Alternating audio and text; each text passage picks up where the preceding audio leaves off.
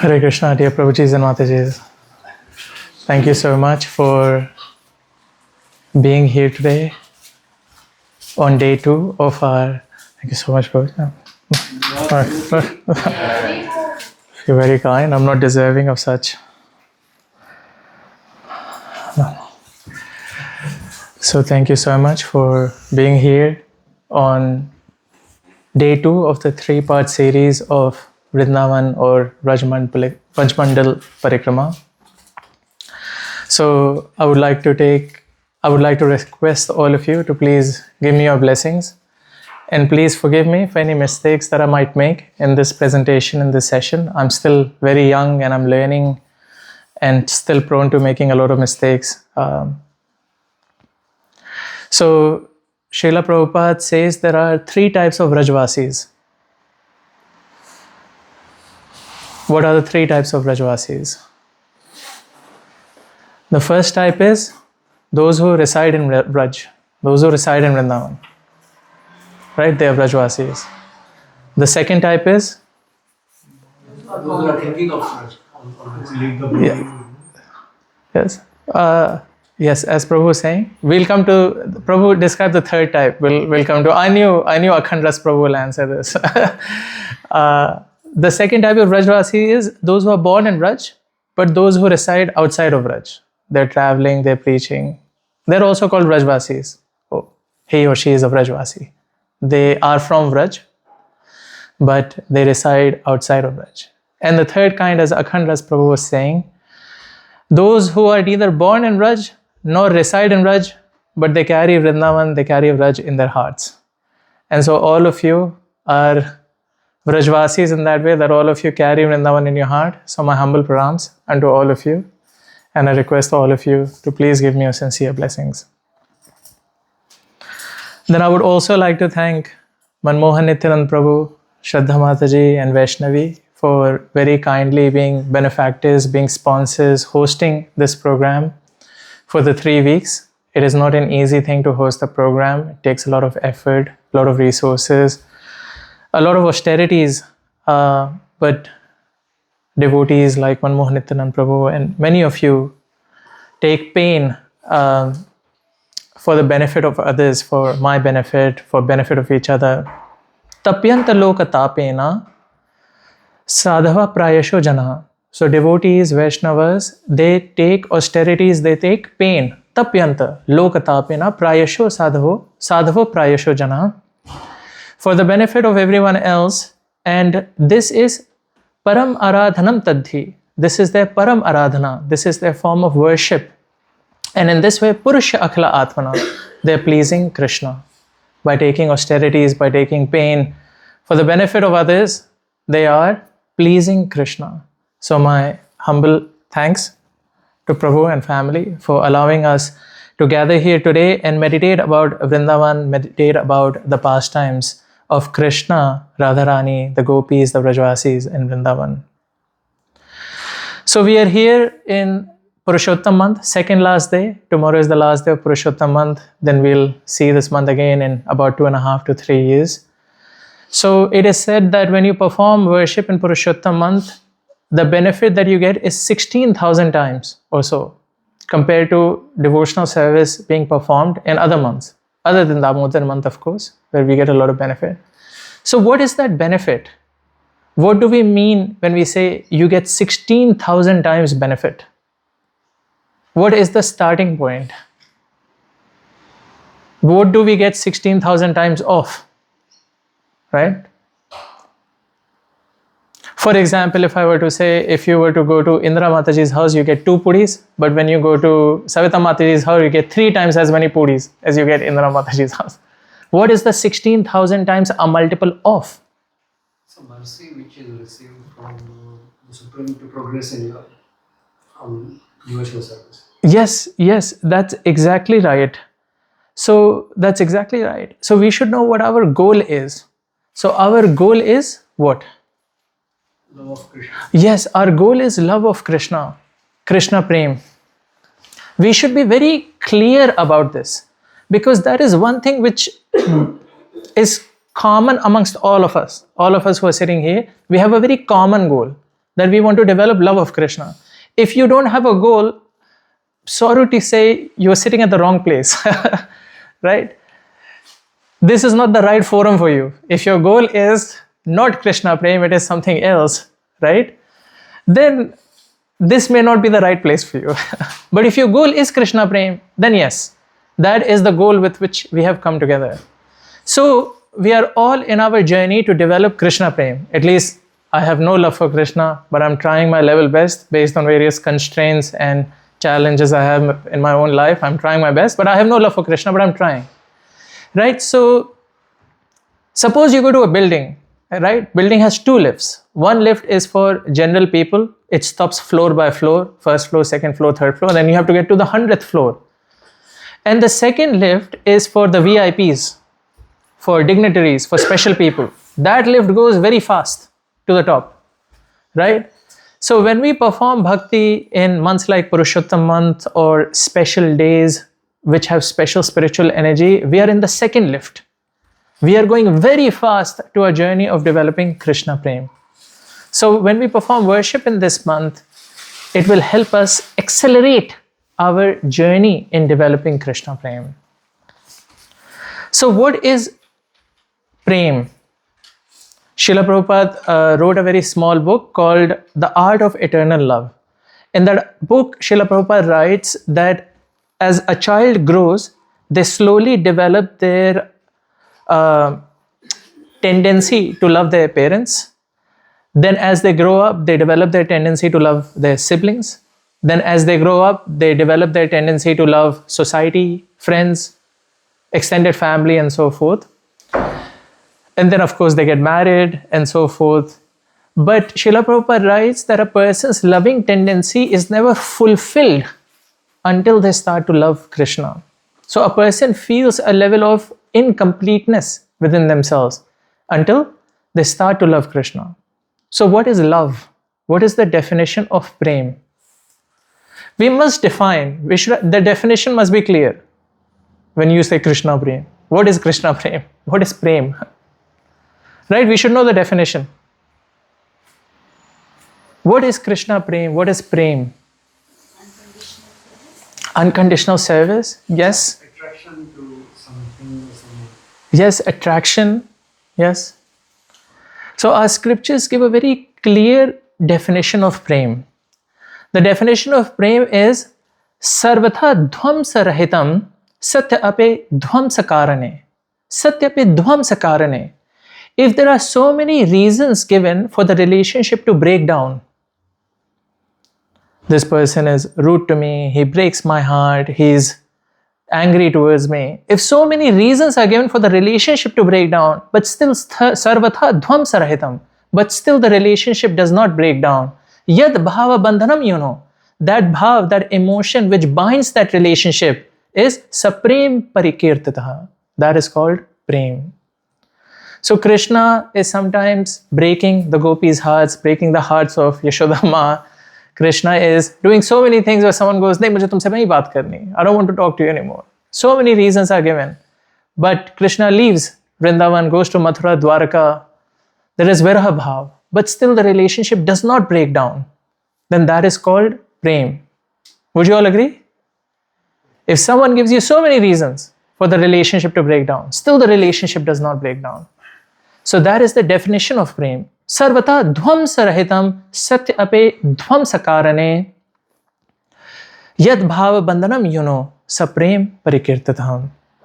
So there is a very nice example around this as well, that we see in Chaitanya Leela that Murari Gupta is a very sincere worshipper of Lord Ram. Yes, and as Prabhu said that Murari Gupta is none other than Hanuman. So Hanumanji has appeared as Murari Gupta, and Murari Gupta is a very sincere worshipper of Lord Ram. Then we come across in Sri Chaitanya Charitamrita that Mahaprabhu says, from today on, you worship Krishna. Right? All of you know this pastime, right? So Mahaprabhu says, Murari Gupta, from today, you worship Krishna. Say Krishna bhajatumi hu Krishna ashray. You take shelter of Krishna. Krishna vina anya upasana. Worshipping anyone other than Krishna, man nahi laye. Your mind may not be engaged. Right? So worship Krishna. So Murari Gupta says, Amara kahe, Ami tumhara kinkar. I'm just your servant. Tumhara agyakari. I'm just your order follower. Right? Ami nahi swatantra. I'm not independent of you. So whatever you say, I will do. So Murari Gupta says, okay.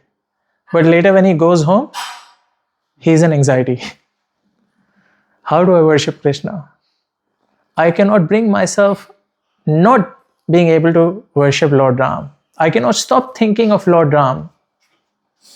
And so he's in anxiety because he does not want to disobey the orders of Sri Chaitanya Mahaprabhu. But at the same time, he cannot bring himself back from worshipping Lord Ram. So the next morning, and he's unable to sleep all night. So next morning he goes to Sri Chaitanya Mahaprabhu. He says, my dear Lord, Raghuna tera pai muni vecha chon matha. I have sold myself, vecha chon, becha. I've sold myself to Raghuna tera pai, to the lotus feet of Lord Ram. Kadhi tena pari matha. I'm unable to bring my mind back from my thoughts of Lord Ram. Muni pai vyatha. And so this situation is giving me immense pain. What should I do? Is everyone following so far? Yes. So Mahaprabhu becomes angry? No, Mahaprabhu becomes very happy.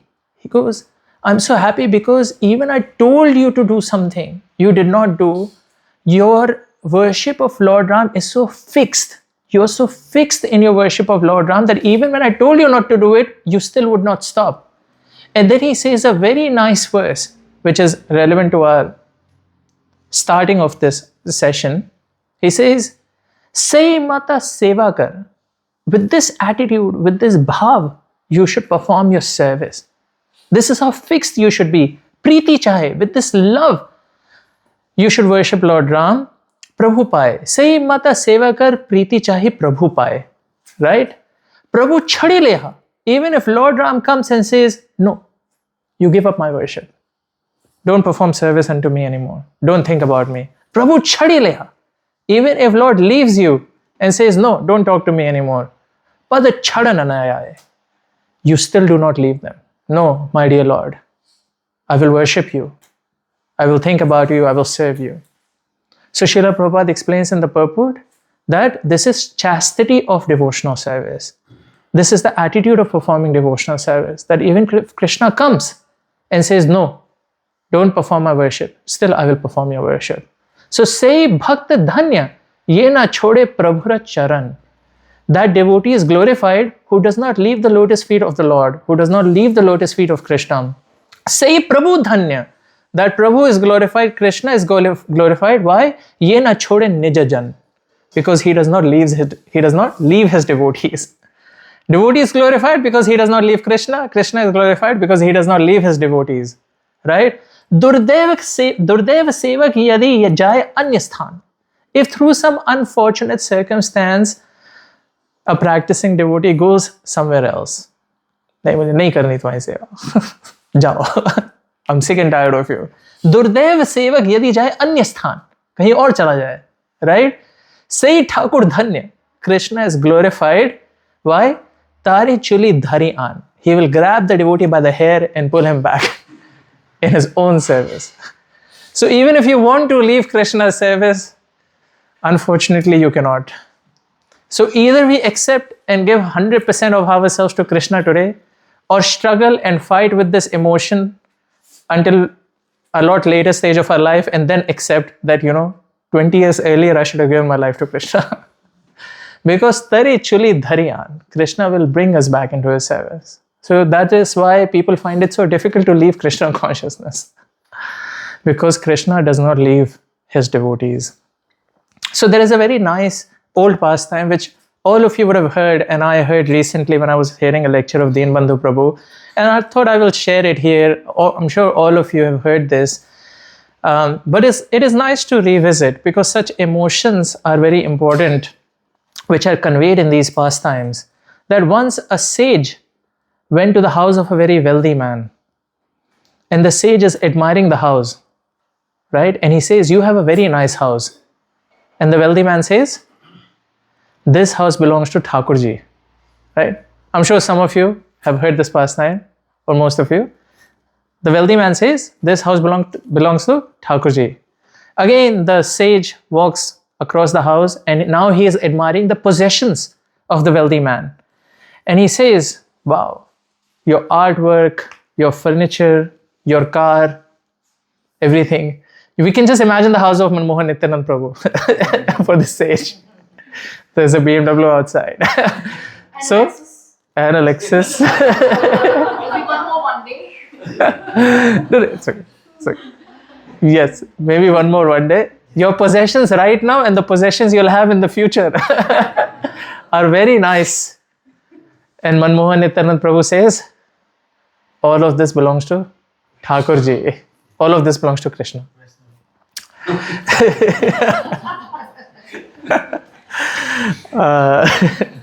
So this sage then continues to walk, and he sees Shraddha Mataji and he sees Vaishnavi. And the sage says, "You have a very wonderful wife and you have a very wonderful child." So Manmohan Nityanand Prabhu says that actually they also belong to Thakurji, but Thakurji has just trusted me to take nice care of them. But they also belong to Thakurji. Then the sage goes to the altar and he looks at Thakurji, he looks at the deities, and he looks at Manmohan Nityanand Prabhu and he says, "Thakurji is very nice. Who do the Thakurji belong to?" And Manmohan Nityanand Prabhu says, "Thakurji belongs to me." Everything else belongs to Thakurji, but Thakurji belongs to me. Right? So this is the kind of possessiveness that we should have for Krishna. That this is the possessiveness which is unique to Vrindavan, which is unique to Vraj. This is the symptom of love. Right? Krishna belongs to me. Everything else belongs to Krishna, but Krishna is mine. Right? And everything that we do, all of our studies, all of our Shravan, Kirtan, Smaran, everything is so that we can develop this attitude, so that we do not forget this attitude, because material energy is so strong, right? So all of this effort is so that we can develop this possessiveness for Krishna, that Krishna is mine. And so this love that we have to develop, there is a very special deity whose sole benediction is, whose sole blessing is, that we can develop love for Krishna faster and in a better way. And that deity is Radha Gopinath. So Radha Gopinath is the Prem Prayojan deity. Bhakti Naam Abhideya. Abhideya, the process is Bhakti, Prem Prayojan. The goal is Prayojan, right? Purushartha Shiromani Prem Mahadhana. This is Mahadhan, Prem for Krishna. वेद शास्त्र कहे संबंध अभिधेय प्रयोजन कृष्णा कृष्णा भक्ति कृष्णा प्रेम तीन महाधन. What is संबंध? संबंध should be with Krishna. What is abhideya process? Krishna bhakti. And what is the goal? Prayojan? Krishna prem. वेद शास्त्र कहे संबंध अभिधेय प्रयोजन कृष्णा कृष्णा भक्ति कृष्णा प्रेम तीन महाधन. Right? So prem prayojan deity is Radha Gopinath. So last week we discussed Radha Madan Mohan and Radha Govind Dev Ji. And today we'll discuss Radha Gopinath.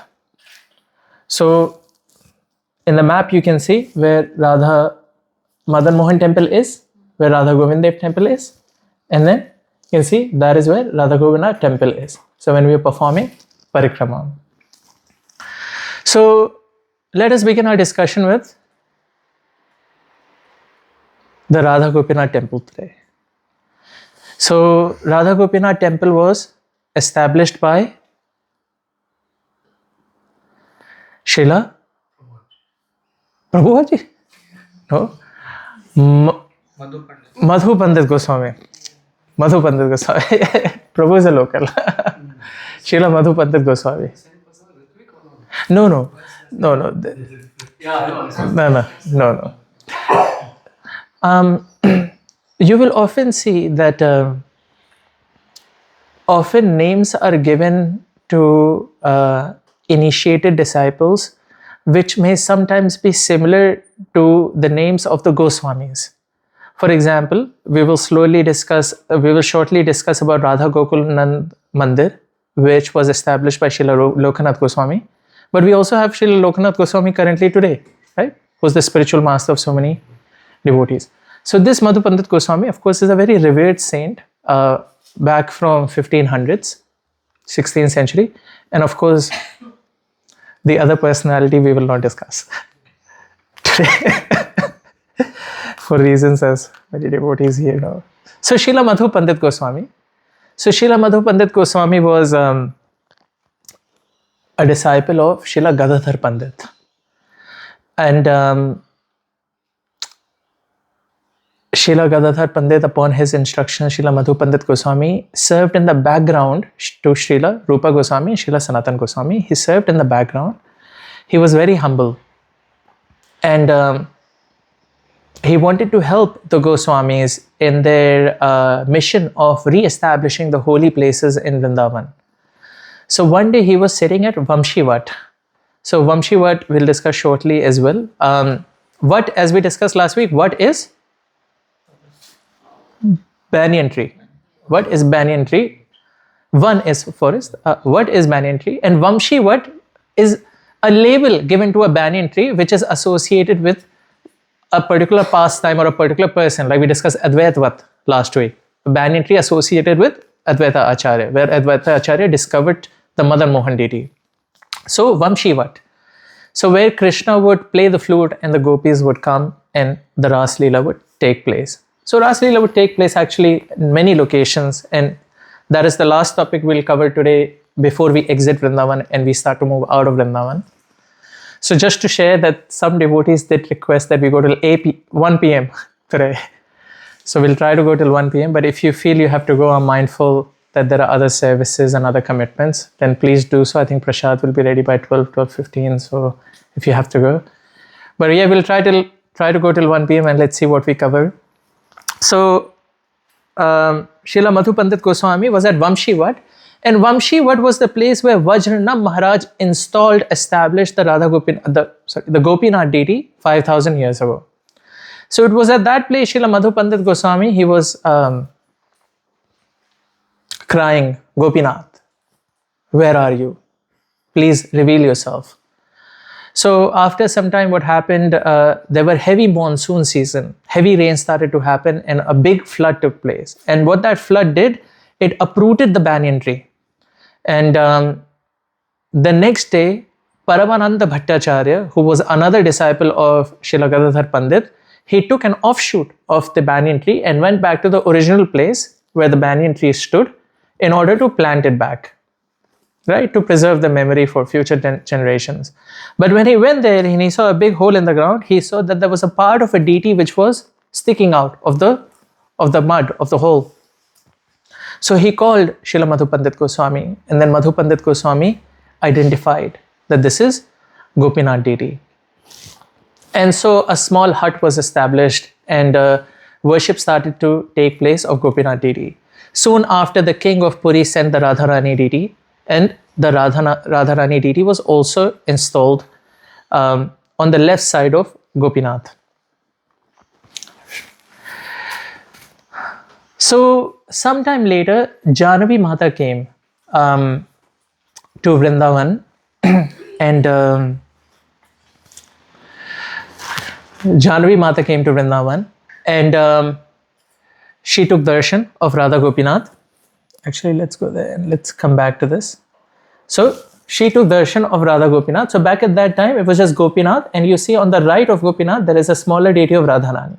When Jahnavi Mata came, Jahnavi Mata was the wife of Nityanand Prabhu. When she came, she saw the Gopinath deity and the one on the right at the moment, Radharani deity. Now, what do you think Jahnavi Mata felt when she took darshan? Deity is small compared to Radha. Yes, Prabhu knows the past. I'm sure knows the past. Yes, so she felt this deity of Radharani is too small in height compared to Gopinath deity. Gopinath deity is too tall. So she felt that another deity of Radharani should be established, which is proper height, right? So then Janvi Mata went back to Puri or Navadvip, and she requested the craftsman to carve a deity of Radharani. So the craftsman carved the deity, and the deity was sent, and the deity was installed on the left side of Gopinath.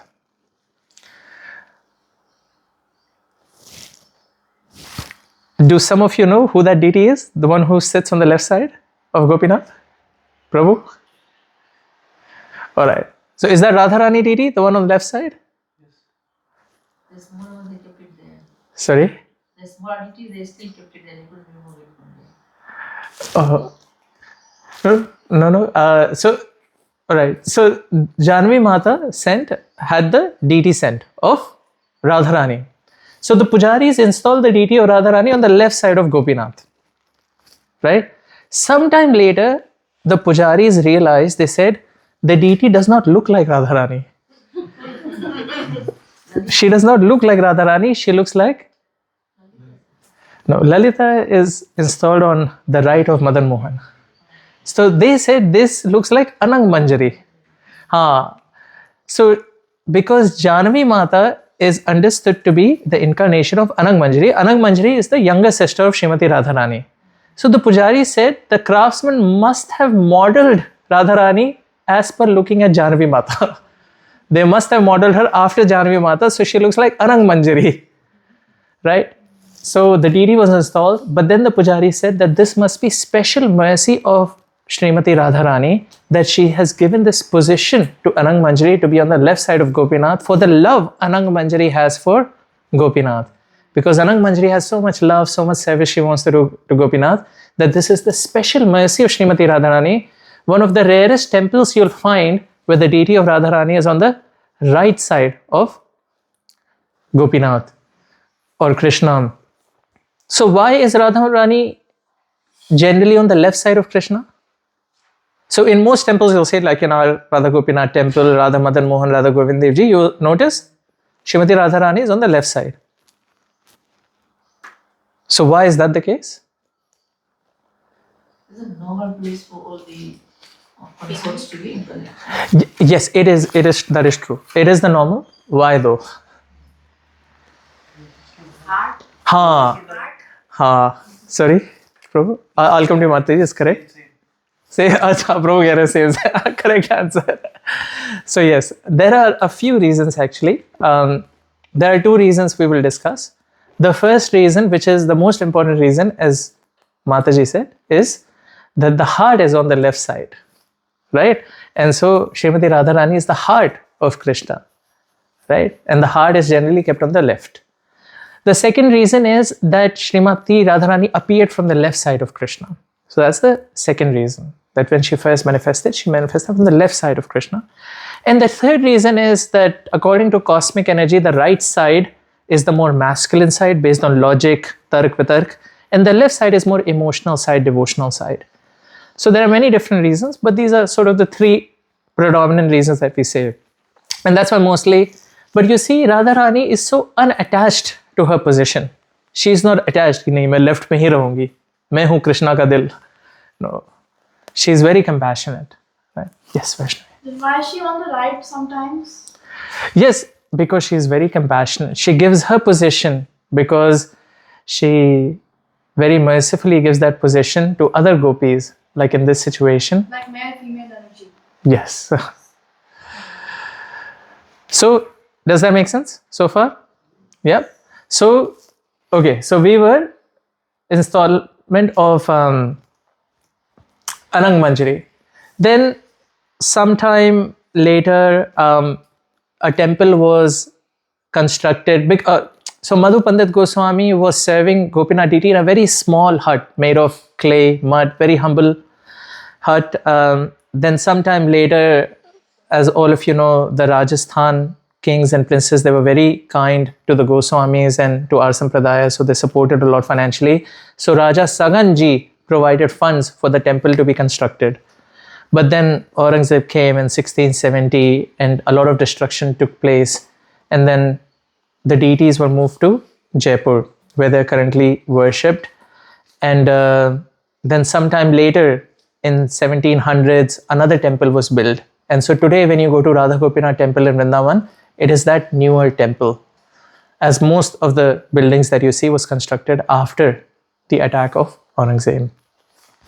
So this is a very nice place. Of course, this photo is from Jaipur, but if you were to go to Radha Gopinath temple in Vrindavan, there are other places as well of interest, such as the Samadhi of Madhu Pandit Goswami. Now, Madhu Pandit Goswami was very humble, and you will see that not a lot has been written in literature for a lot of Vaishnava saints, because they worked in the background. You know, they were not at the forefront. They did not take leading services. They took supporting services. So not a lot has been written about many of them, and we will discuss a lot of them today. But Madhu Pandit Goswami is glorified because for 40 years he served Radha Gopinath in a dangerous place, because Vrindavan back then was a forest full of wild animals, snakes, not... Yes. Temperature and so forth. So many struggles. Yeah. So we pay our obeisances to the Samadhi of Madhu Pandit Goswami. And then we also over there find the Samadhi of Bilva Mangal Thakur. Bilva Mangal Thakur came a long time before the Goswamis. He came in 8th century period. And Bilva Mangal Thakur we are also very grateful for, because Bilva Mangal Thakur exclusively taught us how to bind Krishna in our heart. Right? Manmanase tamasira sighore karagrahe dukkhamaye nibaddha. Yeah. So, Labhasva he chor hare chiraya swachorya dosho chitam eva dandam. Right? My mind is full of darkness, full of material desires, but Krishna, I will bind you in my mind. This is the right place for you to be, because you're a chor.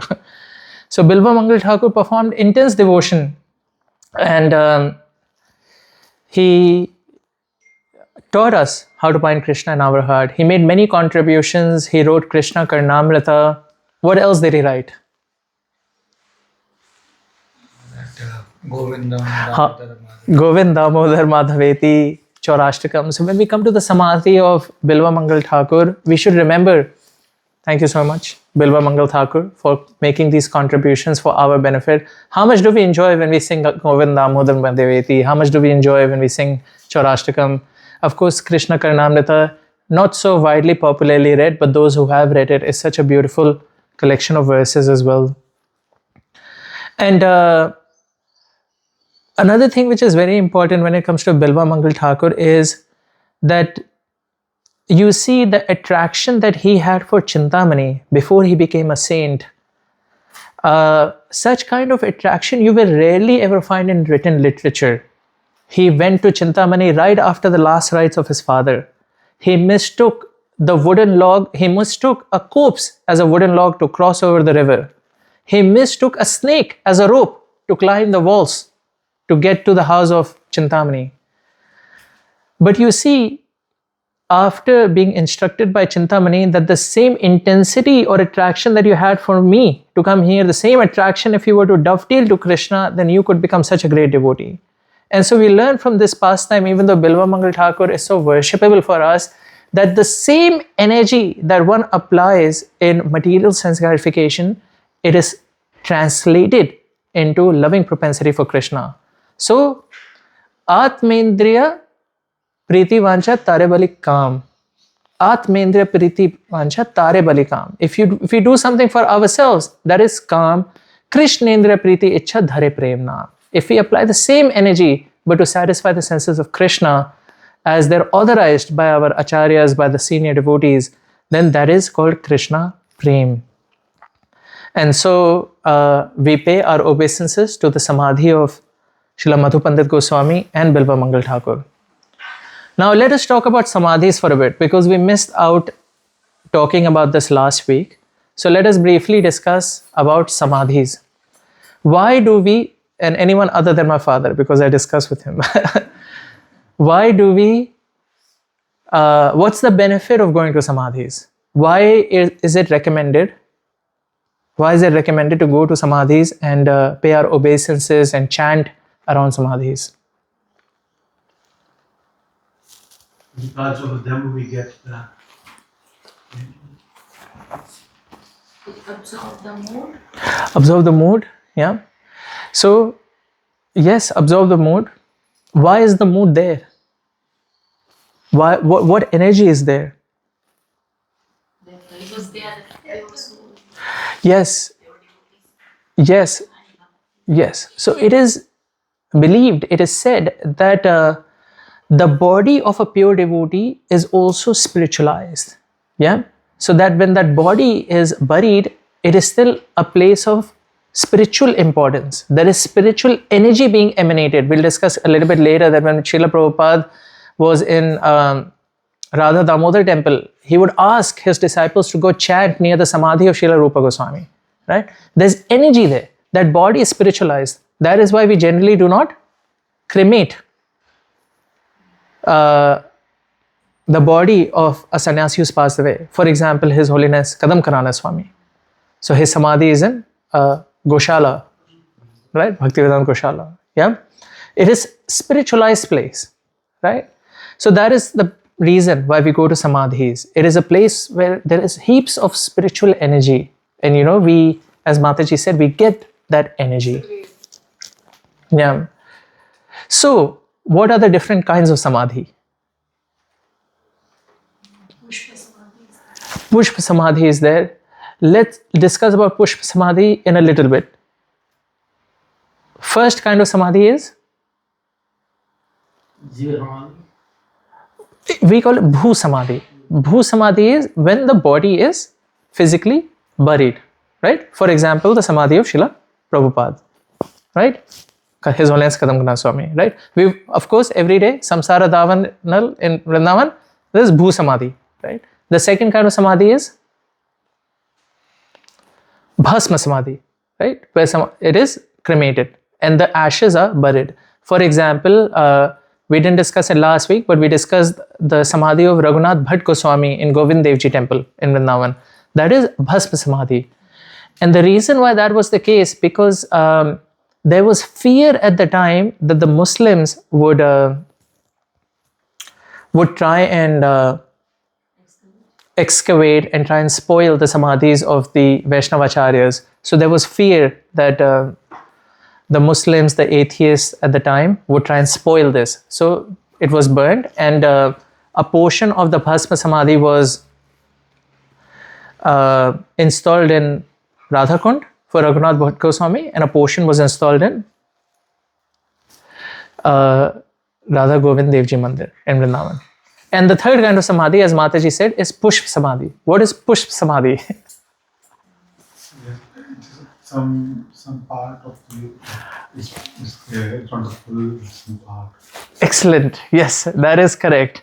So when a part of the original Samadhi is taken and installed somewhere else, that is called Pushp Samadhi.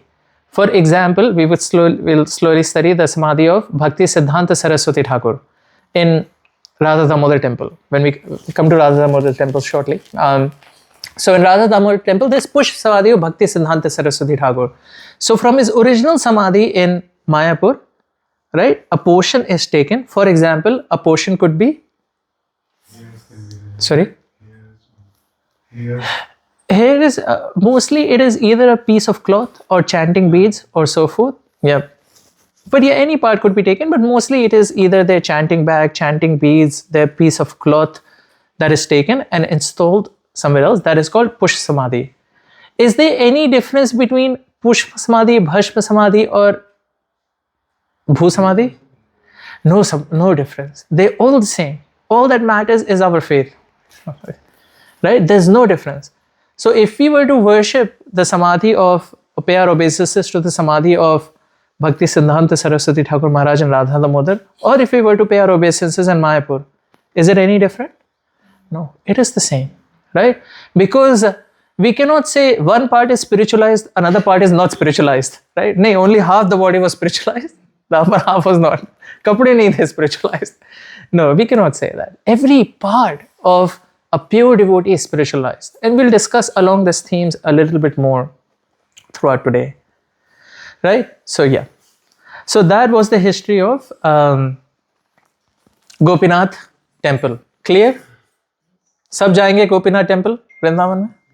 And in Jaipur as well. Now let us discuss about Radha Raman temple. So, very close to Radha Gopinath temple is Radha Raman temple. Radha Raman temple is established by Gopal Bhatt Goswami. Who was Gopal Bhatt Goswami? Where was he from? South India. South India. From? Sri Lanka. From Sri Rangam. His father was? माता जी पता है, माता जी श्रीरंगम यात्रा करी थी. हाँ. Chaitanya Mahaprabhu stayed at his place. Yes, Chaitanya Mahaprabhu. So his father was Venkat Bhatt, and Venkat Bhatt was a very senior priest in the Ranganatha Swami temple, right? And Mahaprabhu stayed at his place. So as we were discussing last week as well, similar to Raghunath Bhatt Goswami as well, that when at your house a senior Vaishnava or a sannyasi stays, the children also benefit, right? So Gopal Bhatt Goswami also benefited by the presence of Sri Chaitanya Mahaprabhu, and he became attracted to Sri Chaitanya Mahaprabhu, and sometime later he went to Vrindavan to serve Srila Rupa Goswami, Sanatan Goswami, Jiva Goswami in the background.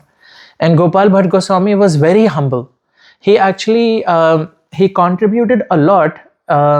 You see that Hari Bhakti Vilas, devotees commonly say, written by?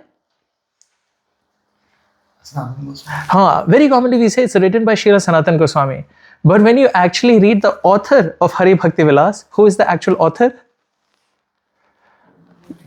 Gopal Bhatt Goswami. Because he edited Hari Bhakti Vilas, and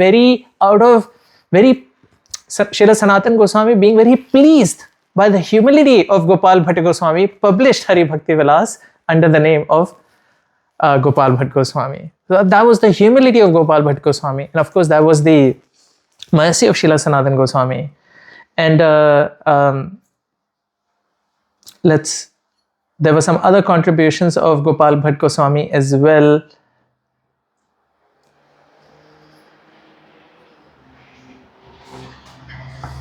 So he helped Jeev Goswami with Sat Sandarbhas. He wrote a commentary on Krishna Karnamrita, and in this way he supported a lot in the background, the Goswamis. So once it so happened that Gopal Bhatt Goswami went to Muktinath, Himalayas, to perform some austerities, to perform some worship. And there in the Himalayas there is Gandaki River, and Gandaki River is famous for Shaligram Shilas. Yeah. So Shaligram Shilas are special stones which have special inscriptions of Lord Vishnu. That is how we differentiate Shaligram Shila from normal black stones. So he would put his kamandul in the river to take bath, and every time he would put his kamandala, some stones will come in his lota, and his and then kamandal, in his kamandal. And then again he would put it back, and again he would try and take some water, and again there would be some black stones. He tried it 3-4 times, and every time, so then he thought this must be the will of Krishna that I'm getting these stones. So then he started to worship those stones. Then he came back to Vrindavan, he continued to worship, but it so happened that every other Goswami had a deity form of Krishna. Srila Rupa Goswami was worshipping Govind, Srila Rupa Goswami was worshipping Govind Dev Ji. Srila Sanatan Goswami was worshipping Radha Madan Mohan. Srila Jiva Goswami, even we haven't come to that yet, but we will. Srila Jiva Goswami was worshipping Radha Damodar. So Gopal Bhatt Goswami was also thinking, everyone's worshipping a personal form of Krishna. Why am I the only one who's worshipping stones? So he very intensely prayed, Krishna, I also want to put some nice ornaments on you. I also want to decorate you with some nice clothes. I also want to put some nice fragrance on you, nice paint on you. So please be merciful on me. And so on one occasion of Narsingh Chaturdasi, when Srila Gopal Bhatta Goswami woke up, he saw that the stones had transformed into Radha Raman. Yeah. So that's how Radha Raman deity came to be. So when we go to Radha Raman Mandir, we meditate upon a few points. First point we meditate upon is how Krishna is so subservient to his devotees. Gopal Bhatt Goswami desired and Krishna made it so. Yes. Right. Then another point that we meditate about Radha Raman Mandir is that the standards of worship there are very nice. So Srila Prabhupada often said that the standards of worship that we should have in our homes and our temples should be like the standards of worship in Radha Raman Mandir. The same jewelry is being used from 400 years ago. Every time it is taken out, it's written in a logbook and it is deposited back. So much careful consideration is there. And of course, another reason why we worship Radha Raman or why we go is Fire, the lamp fire there. This lamp, the original, Yeah. 400 years ago. Yes, that is another feature of the temple, that the same fire has been burning from the fire lit by Gopal Bhatt Goswami. Another reason why devotees go worship Radha Raman is Swambhu. he's beautiful. No, nobody attracted to the beauty of Radha Raman. He's beautiful, everyone. You'll be hard put to find one person who says no. You know, so many times photos comes as well of Radha Raman. Yeah, you cannot stop looking at him. And you know, those have to be taken by a very zoom camera because they're actually very small, right? It's very difficult. You have to be right at the front. Sometimes I have to, I shouldn't say this, I have to bribe the guards. Same with Gopi now. Same with Radha. There's a book, Prabhuji, the Lost Playground, Vrindavan, the Lost Playground. In that one, you were very beautiful pictures of Oh, Radha Ramanji. Very nice. Yeah. Actually, there's no joy, nothing. It's like single piece. Yeah. You can see the teeth. Yeah. Very. Yeah. Yes. I know. Yeah, We that sh- is another leela. Sometimes he shows teeth, Yeah. sometimes he doesn't. Yeah. Yeah, his form changes. That's another pastime, as Mataji said, that Radha Raman is always changing form. So the pujari says that Radha Raman looks very different often. So many pastimes of Radha Raman. So we should go to Radha Raman Mandir, and again, we should not go asking for something. Paisa de do, ye de do, wo de do. We should not do that. We should simply go because we are attracted to the beauty of Krishna. Right? So that's Radha Raman Mandir. Now let us discuss. So all clear on Radha Raman? Let's discuss Radha Damodar Mandir. I think he's the one devotee which is self-manifest. Yes, Radha Raman, self-manifested deity. Yeah. So,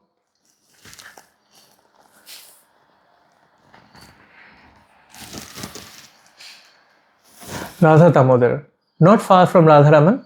Yeah. So all of these temples, as you can, in the morning, 8 o'clock, you leave Krishna Balaram temple. By 12 o'clock, you would have done darshan of all the 7 temples. So Radha Damodar. Radha Damodar temple is very important for us for so many reasons. Why? Bhagavad Gita was there. Prabhupada wrote Bhagavad Gita there. Prabhupada wrote the commentary to Srimad Bhagavatam there. Prabhupada stayed there. Yeah. They supported Srila Prabhupada there. So 1956 to 1959, Srila Prabhupada stayed in the Vamshi Gopal Mandir. And then from 59 to 65, before he left for America, Srila Prabhupada stayed in the Radha Damodar Mandir. So when you go there, you will see a small bhajan kuti and kitchen of Srila Prabhupada there. Everyone's taking darshan. So nice. So also another reason why it's so important to us is that when the Krishna Balaram temple was being constructed from 71 to 75, 4 years it took for the Krishna Balaram temple to be constructed. So Radha Damodar temple, the priests and everyone supported all the devotees and Srila Prabhupada a lot over the 4-year period. Where would they stay? Who would feed them? So we should be very indebted to everyone in Radha Damodar temple, and whenever we go, somehow or other we should try and support them as a gesture of our gratitude. Thank you, you have done so much for the establishment, development of ISKCON. So whatever we can do for you. And of course the darshan of the deities is so nice as well. So Radha Damodar temple was established by Srila Jiva Goswami. Srila Jiva Goswami. And Radha Damodar temple was the headquarters of all the Goswamis. So that is where they would do their bhajan, they would do their writing, they would discuss Krishna Katha, they would associate with each other. And so Radha Damodar was carved by whom? Radha Damodar was carved by Srila Rupa Goswami. And they were given as a gift to Srila Jiva Goswami. That here, this is a gift from Srila Rupa Goswami to Srila Jiva Goswami. And so there are many places of importance here. If you do the parikrama of Radha Damodar temple, there is one thing of particular which you see, which is a lot of samadhis, right? A lot of samadhis when you do a parikrama of Radha Damodar temple. So a lot of samadhis are here. We'll discuss a few. Because it is important that when we are doing parikrama, ये नहीं कि भैया चल चल करके finish करके निकल ले, हो गई परिक्रमा, right? At every point in place, we should try and meditate about that personality, at least for a little bit. Express our gratitude to them for their contributions, right? Otherwise, बस वृंदावन गए, दर्शन करके आ गए. Yes, there is some benefit of that, but a greater benefit of going to Vrindavan is also paying our obeisances and worshipping and saying thank you to all the personalities who are there. So when we do the parikrama, we come across the samadhi of Srila Jiva Goswami there. So let us meditate a little bit about Srila Jiva Goswami. What do we learn from Srila Jiva Goswami?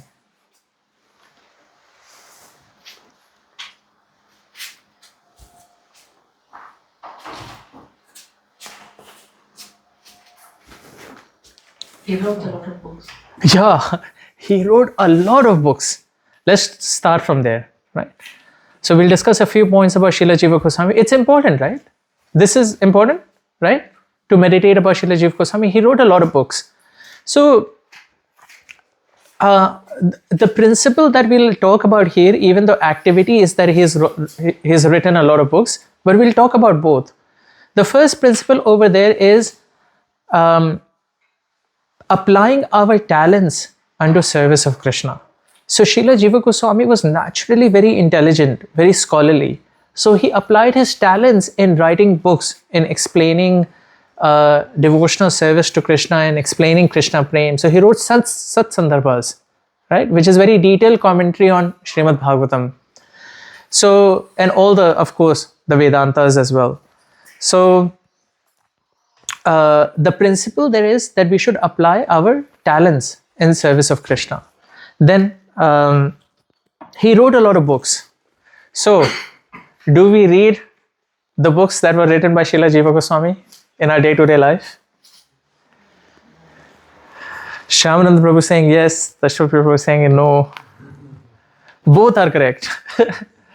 How both are correct? No, of course, sorry, I mean, there could be devotees who are reading a lot of Sat Sandarbhas. Those books are published, English translation of them. So a lot of books by Srila Jiva Goswami are published and some devotees could be reading. But generally, if you were to meet devotees, not a lot of them are reading the books published by Srila Jiva Goswami. But, so Dashrath Prabhu is right, no? But Shyamananda Prabhu is also right, that devotees are reading. So how is it that we are reading the commentaries of Srila Jiva Goswami without reading them?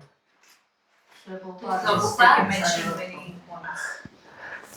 in Bhagavatam, Prabhupada is mentioned so many things. Yes, both Ujjwal Rasmataji, Indra Mataji, both are right. So actually, if you were to read Srila Prabhupada's commentaries, purports in Srimad Bhagavatam, Bhagavad Gita and all of his books, a lot of his purports are inspired by teachings by Srila Jiva Goswami. So Srila Prabhupada has embedded the teachings of Srila Jiva Goswami in his purports of Bhagavatam. So many devotees say, and you will also see this if you were to see this, that if you were to read the Sat Sandarbhas, you will say, oh, I have read this before in Srila Prabhupada's books.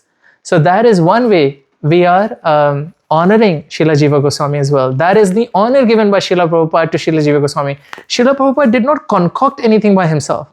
This is one thing you will see if you were to actually start reading a lot of scriptures and start to go beyond the books written by Srila Prabhupada, that Srila Prabhupada has actually taken everything from the Goswamis. That is why Srila Prabhupada was so confident about what he had presented. Right? He did not concoct anything. It's not like he just wrote something. Srila Prabhupada, before he actually wrote the purports, he had spent his entire life just reading the works of the Goswamis. Because all of these books were in Bengal. And we will slowly discuss this shortly as well, that Srila Narottam Das Thakur, Srinivas Acharya and Shyamananda Pandit. The books were being written where? The books were being written where? In Vrindavan. That was the headquarters. Right? And they were being copied how? Through a photocopying machine? No, hand copied. So all of these books, a lot of copies were being made and they were being sent to Bengal because all of them were from Bengal, right? So that was another headquarters. So Srila Narottam, and we'll come to this pastime actually very shortly now, Srinivas Acharya, Gadadhar, Narottam Das Thakur and Shyamananda Pandit, these three devotees were instrumental in taking all the books to Bengal. So all the books were there. So Srila Prabhupada was studying these books as well. And so when he wrote his purports, he had all of that knowledge with him. So that is how we associate with Srila Goswami as well. So one, as Mataji said, he was very scholarly, he wrote a lot of books. The broader principle is applying our talents in service of Krishna. But the specific principle over there is also that we are studying his books by reading Srila Prabhupada's books. What is another thing we learned from Srila Jiva Goswami?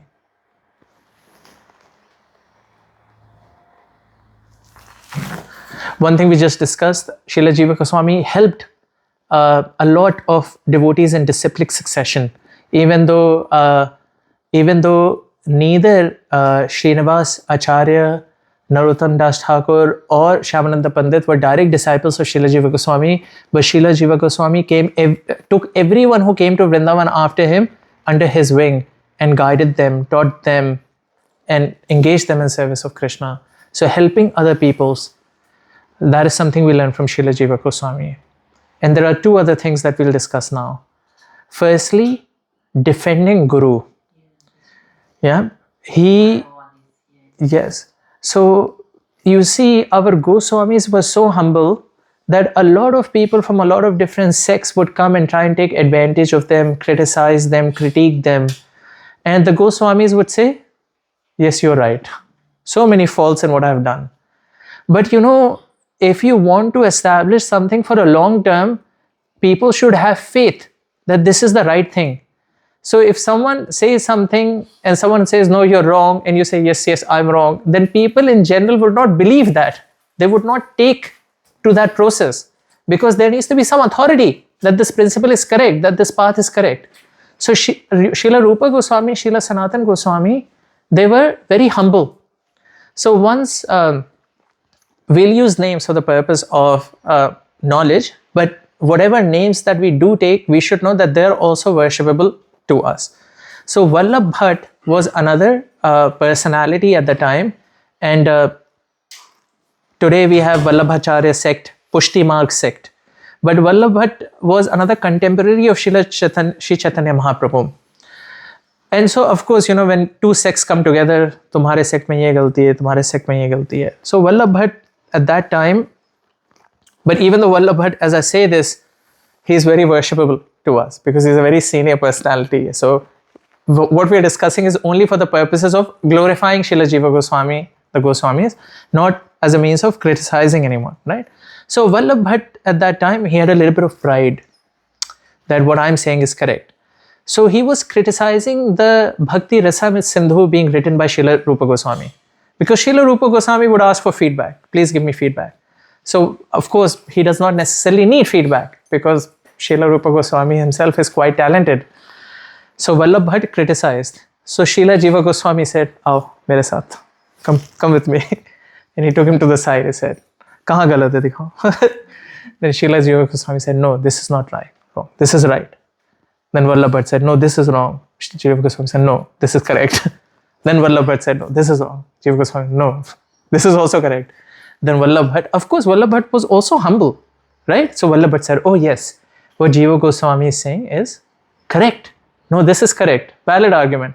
People at that time, they would accept an argument, right? They would not constantly argue for the sake of nahi meri position correct. If someone would give them a reasonable answer, people were sensible.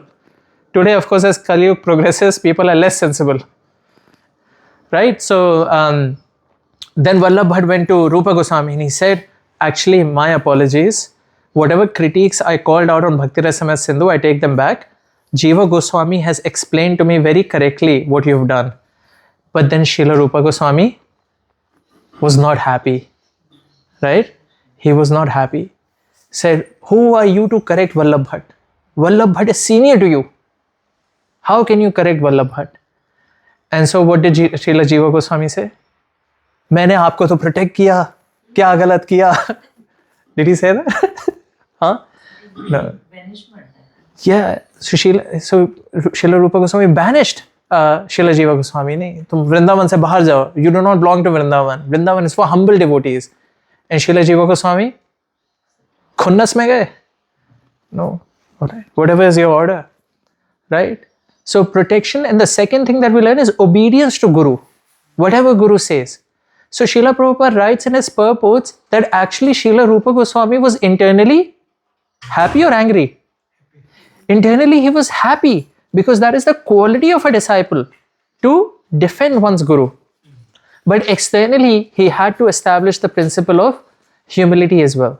So two things that we learn from Srila Jiva Goswami. One, defending Guru, and the second, obedience to correction. And the same episode happened again, where another Digvijay Pandit, such a nice name. What does Digvijay Pandit mean? A Pandit, someone who's conquered people around the world. Digvijay, all 10 directions. Digvijay, someone who has won arguments in all 10 directions. Digvijay Pandit came and he was going around and meeting people and challenging saints, and he was saying, and he was getting them to sign, "Yes, I have been defeated by the great Digvijay Pandit." So he had heard that Srila Rupa Goswami and Srila Sanatan Goswami were great learned scholars. So all of these pastimes, I'm sure you've heard, but just for the glorifying Krishna, we are repeating them for glorifying Goswamis. So he went to Srila Rupa Goswami and he said, "Engage with me in a debate." And Srila Rupa Goswami, he said, "I don't know anything. What do I know? You are a great learned person. What can I debate with you?" So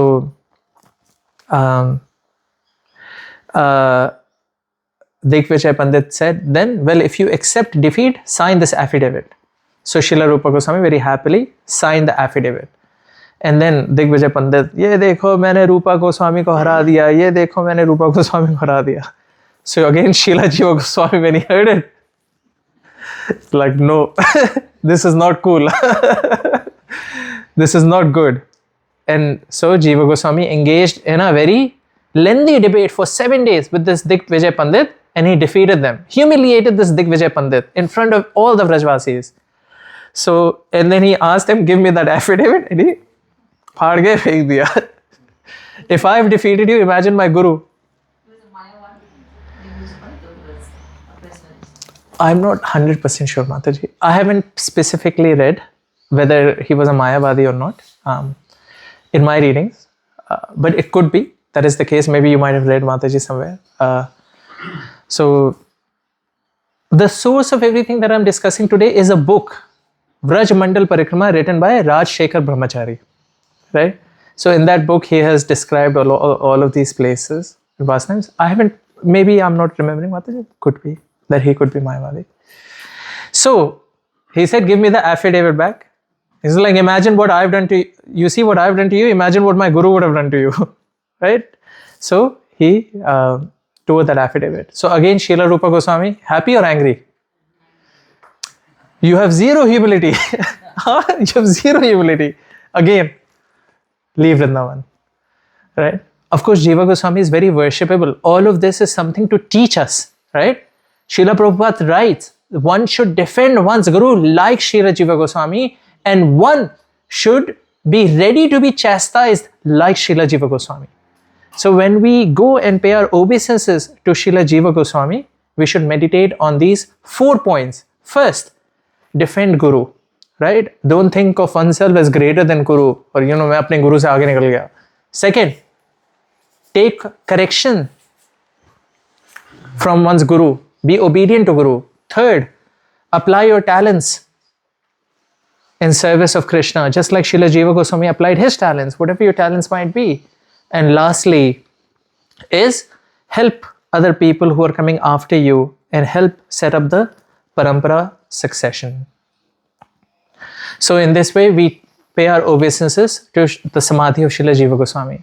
Then there is also the Samadhi of Srila Rupa Goswami in Radha Damodar temple. And that is also Bhu Samadhi. So that is a very powerful place for us to offer our obeisances, to perform our chanting there. If you go there and if you speak to the Pujari has the chanting beads of Srila Rupa Goswami. So he will put the chanting beads of Srila Rupa Goswami in your head and he will give your blessings of Srila Rupa Goswami. So the chanting beads of Srila Rupa Goswami have devotees, have you seen that? Yeah? So big. So big. So big. So they are not chanting beads like so small, the one that we have. Made of pebbles. Big pebbles. So big. So he will give you blessings of Srila Rupa Goswami. Of course, Srila Prabhupada then says, Vrindavan is a gift which has been given to us by Srila Rupa Goswami and Srila Sanatan Goswami. We are followers of Srila Rupa Goswami because we are called Rupanukas. And when Srila Prabhupada came here around the time when Krishna Balaram temple was being built, that is when a lot of the devotees from America also came here. And they were all staying in Radha Damodar temple. And Srila Prabhupada encouraged them, you go chant the Samadhi of Srila Rupa Goswami. Here we also find the Pushpa Samadhi of Srila Bhakti Siddhanta Saraswati Thakur Maharaj. So we should meditate on Srila Bhakti Siddhanta Saraswati Thakur Maharaj. We should meditate about some of his qualities. What are some of the qualities of Bhakti Siddhanta Saraswati Thakur Maharaj? He was fearless, he was a lion guru. Fearless lion guru. What were some of the instances or examples which made him fearless lion guru? What are some of the instances? Why people call him lion guru? I've heard that people used to cross the road when he would pass because they couldn't enter into the debate. Yeah. People were afraid of him. So one of the reasons why he's called Lion Guru or Fearless Guru is because he waged a war. Mayavadis as well. That is true. That has been Mayavadi. All of our sannyasis have, from Chaitanya Mahaprabhu time, they have waged a war against Mayavadis. But specifically, as Mataji was saying, he waged a war against caste Brahmanas. Because at that time, what had started to happen was, and we'll discuss this at the time of when we discuss Srila Narottam Das Thakur as well shortly. I hope this is enjoyable. I hope this is I hope that. Thank you. Thank you, Vaishnavi. I know I'm going from different places because I feel like I'm thinking about some point, but I know I'll cover it later as well. But I thought it's good to mention as well that you will, when we discuss later Srila Narottam Das Thakur, who came before Srila Bhakti Siddhanta Thakur as well. But at that time, when Srila Bhakti Siddhanta Thakur was there, the caste Brahmanas became a big problem for the Gaudiya Vaishnavas. Because, why?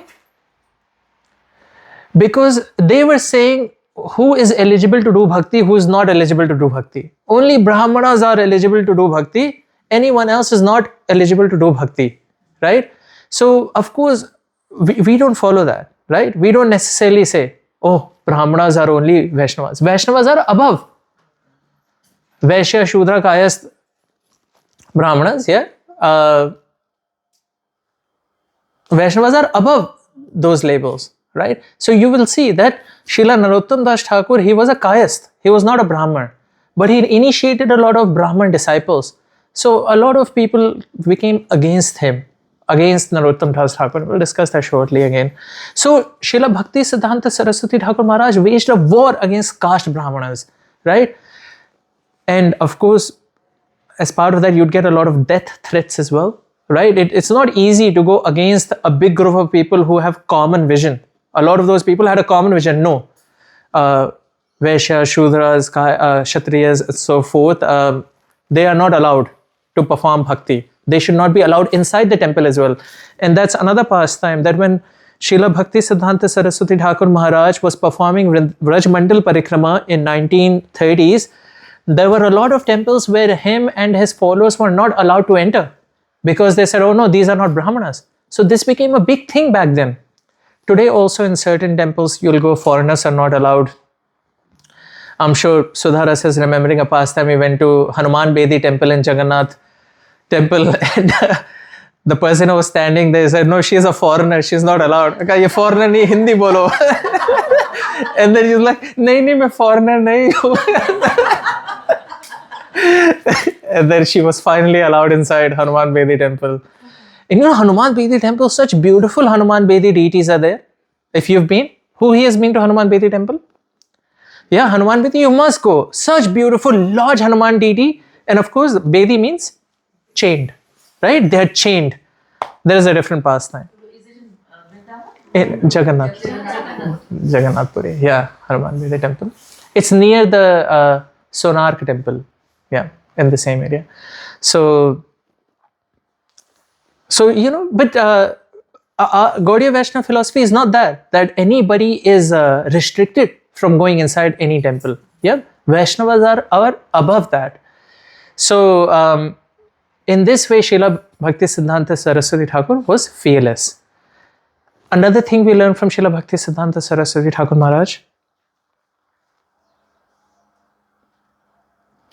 So one another thing which actually started with Srila Bhakti Siddhanta Saraswati Thakur Maharaj, and Srila Prabhupada then also continued, and today all of the followers of Srila Prabhupada and everyone is doing as well, that he revolutionized how preaching was done.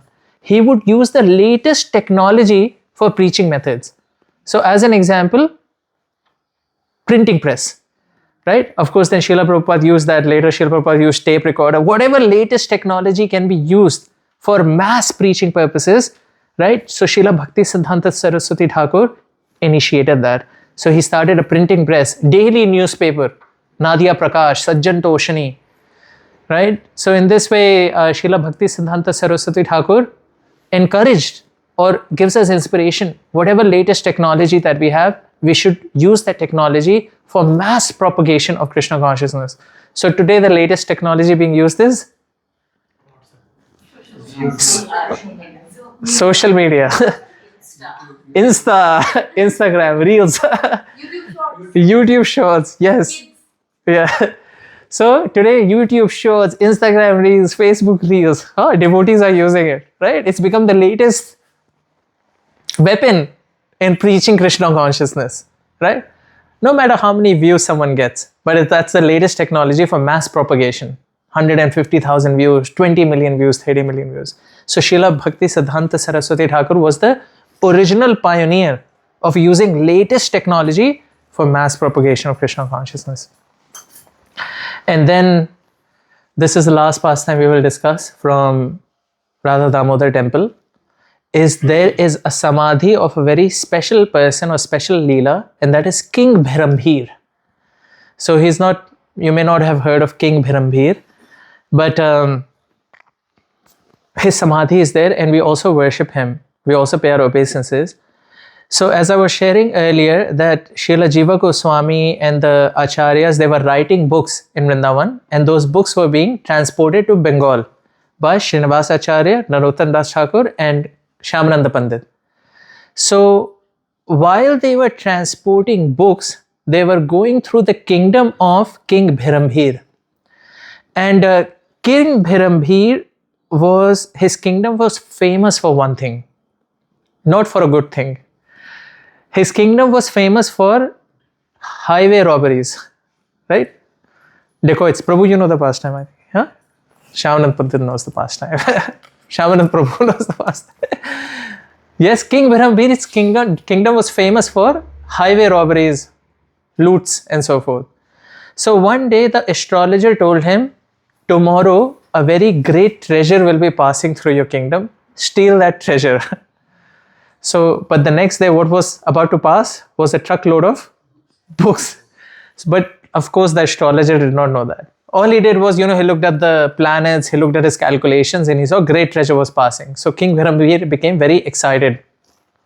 And he asked his team of robbers, you go please, and around this area, a great treasure will be passing. And so that night, the robbers took that and they brought the chest back.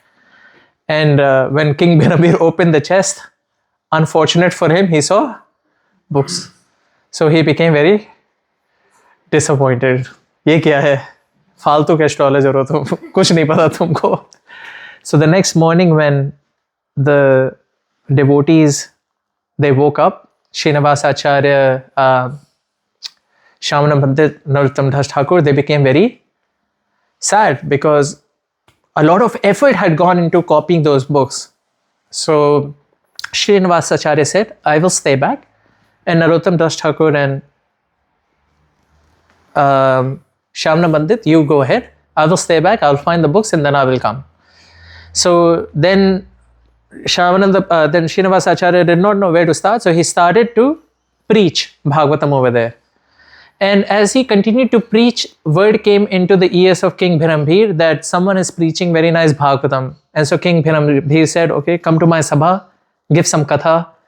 And then Srinivasa Acharya went and he gave a very nice, beautiful katha of Srimad Bhagavatam. And King Bhirambhir, as it often happens when you're in a nice katha, you become very pleased. So King Bhirambhir becomes very pleased and he says, I'm so happy you've given this katha. Ask me, what would you like? So Srinivasa Acharya at that time thinking, well, some time ago we were traveling through this road. Our chest full of books got stolen. If you can help us. Then King Bhirambhir said, Chalo mere saath. Then he took him to the basement, the lowest level of the basement. And he opened the chest and he said, are these your books? And Srinivasa Acharya became very happy and he said, yes, these are my books. And then Srinivasa Acharya took those books and went back. And then eventually King Bhirambhir became a great devotee. And he started to study the books, started to follow the teachings. And his kingdom eventually became a Vaishnav kingdom. All the highway robberies stopped. So it's a very nice pastime in relation to a very important learning. First the books come, then devotion comes. So that is why, you go to devotees' houses, you see they have a lot of books in them. And if you ask them, have you read the books? Maybe they haven't read the books, but it's okay. As long as you have the books, at some point in time in your life later, you will read the books. You come to my home, there are so many books. I've stopped buying books now. And I haven't read even half of them. But I just have them. Sometimes I open a book, read a page, then I close them. So first the books come. So King Bhirambhir helped Srinivasa Acharya, became a great devotee. Anytime a king becomes a devotee, all of his praja also becomes a devotee. So we should pay our obeisances to the samadhi of King Bhirambhir as well. Then, let's come to Radha Shyam Sundar. I've been given the teaser to Shyamananda Prabhu that Shyamananda Pandit will be glorified. And so Radha Shyam Sundar also is a very nice pastime. So Radha Shyam Sundar temple was established by Shyamananda Pandit. Shyamananda Pandit. So Shyamananda Pandit, very nice. Where to start? So Shyamananda Pandit got his name Shyamananda Pandit later. But earlier his name was Dukhi Krishna Das. his name was Dukhi Krishna Das. He was a disciple of Hridaya Pandit from Mayapur area, Navadvip area. And he would perform what kind of service? Very menial service. Yeah, he would sweep the area Seva Kunj. So you see number 17, we'll come to Seva Kunj shortly. But that number 17 that you see just below Radha Damodar, that is Seva Kunj area. So he would sweep Seva Kunj area, he would clean the place. With what mood he would clean the place? That this is where the pastimes of Krishna and Radha take place. So he would keep the place very clean. That if Radha and Krishna, they are coming here to perform their pastimes, the area should be very clean for them. And this is one pastime we learn from, this is one learning that we learn from Shamnan Paddhat as well. That we should perform menial service. At least at this moment we should say Dukhi Krishna Das. Krishna Das. You see, when someone performs menial service, there are 4 qualities which are being appreciated about them. Let us take as an example, someone who washes the pots, whether at home, because your home is the temple as well, Guru Kripa Nivas, this home is a temple as well, and whether you are at the temple. So when you're washing pots as an example, there are 4 qualities to be appreciated. तो इसलिए कभी बर्तन धोने से कतराना नहीं चाहिए. Let's share what are the 4 qualities of someone who's washing pots. Humility. One quality is humility. So this person is so humble, their heart is so clean that Krishna accepts their heart as a clean place to sit in. So that person has a lot of good qualities. They have a lot of humility, their heart is clean, and so Krishna sits in their heart. That is one quality, someone who washes pots. Because it's a menial service. Second quality, you see, that pot is also a devotee of Krishna. That pot is also serving Krishna. Amongst thousands and hundreds of thousands of pots which are being made, this pot has been very carefully selected to worship Krishna. And you see in Damodar Leela as well, when Mother Yashoda is feeding Krishna, the milk is boiling. So a lot of acharyas have given commentary that why is the milk boiling? Because that milk also wants to serve Krishna. So the milk is getting agitated. This very common commentary, I'm sure a lot of you have heard, right? Why the milk was boiling. Right? Because that milk also wants to serve Krishna. Mother Yashoda, you're giving your milk? No. Ruk jao. Mujhe karna hai, serve Krishna. So inanimate objects are also alive. So that pot is also worshipable. So you ki pot ko khunnas se ragar ke dhona hai. No, that pot is also worshipable. Right? That is a devotee of Krishna. So you're serving devotee of Krishna. We should consider like that. This floor, this seat, everything that we have in our possessions, that's why you say, no, it's Balaram. Right? Mridanga is Balaram, Kartal is Balaram, this table is Balaram, everything is Balaram. We should worship.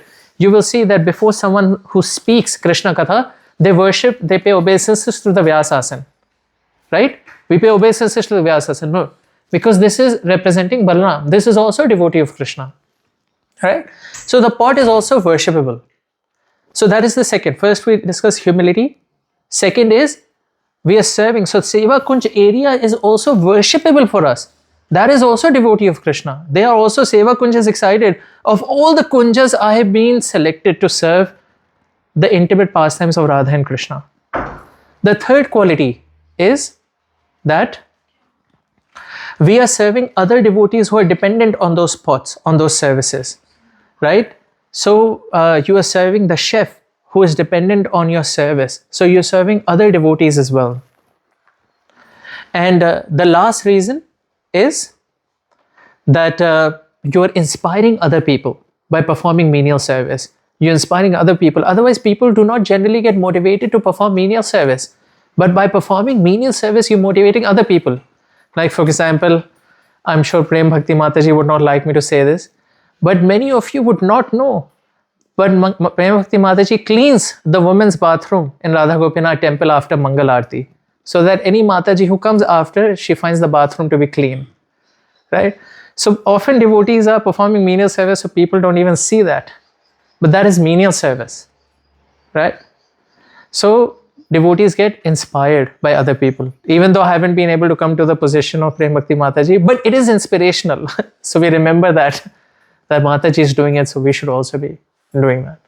So Dukhi Krishna Das performs menial service. One day, he finds the anklet of Radharani, right? He finds a golden anklet and he puts it in his pocket, very curious who it belongs to, with complete intention of returning to whomever it belongs to. Sometime later, a gopi comes. She is also searching for that anklet. Hey Baba, have you seen a golden anklet? And Dukhi Krishna Das says, yes, I've seen it. Who are you? Who was that gopi? Lalita Sakhi. Yeah? My girlfriend, she has lost her anklet bell. Have you seen it? Yes, I've seen it. Give it to me, I'll give it to her. Dukhi Krishna Das says, no, I will give it to her. You take me to her, I will give it to her. So Lalita Sakhi says, all right, take bath in this kund. When you are take bath in this kund, you will be able to see my gopi friend. And so he takes bath in the kund and he gets a spiritual form and he takes darshan of Radharani. He gives Radharani the anklet bell and Radharani says, I'm very pleased with your menial service. And she gives her 3 benedictions or blessings. First, she gives him a very special tilak. I do not know what that tilak looks like, but a very special tilak, different to our tilak and different to the tilak that he would wear as part of his sampradaya. So she gives him a very special tilak that doesn't come off. Even if you were to try to remove it, it would not come. Second thing she gives him is, yeah, let's discuss name then deity. Second thing she gives him is the name, that from today your name is, your name is Shyamananda. What does Shyamananda mean? The one who lives in bliss because of Krishna. The one who gives Krishna bliss, let's say. Yes, there are many different variations. Shyam Anand, one who gives Anand to Shyam. Right? Yeah. One who gives pleasure to Krishna, Shyam Anand. Yes, Vaishnavi is also right. One who gives pleasure to Shyam, right, is Shyamanand. And of course, Pandit was a title given to him by us, other devotees later, that he's a very learned person. What is so learned about him? Because only learned people do menial service, right? Shyamanand the Pandit, something that we learn from him. That's why he's a Pandit. So she gives him the title of Shyamananda, that today your name is not Dukhi Krishna Das anymore. Your name is Shyamananda. So we have Shyamananda Prabhu here. Prabhu who gives pleasure to Krishna.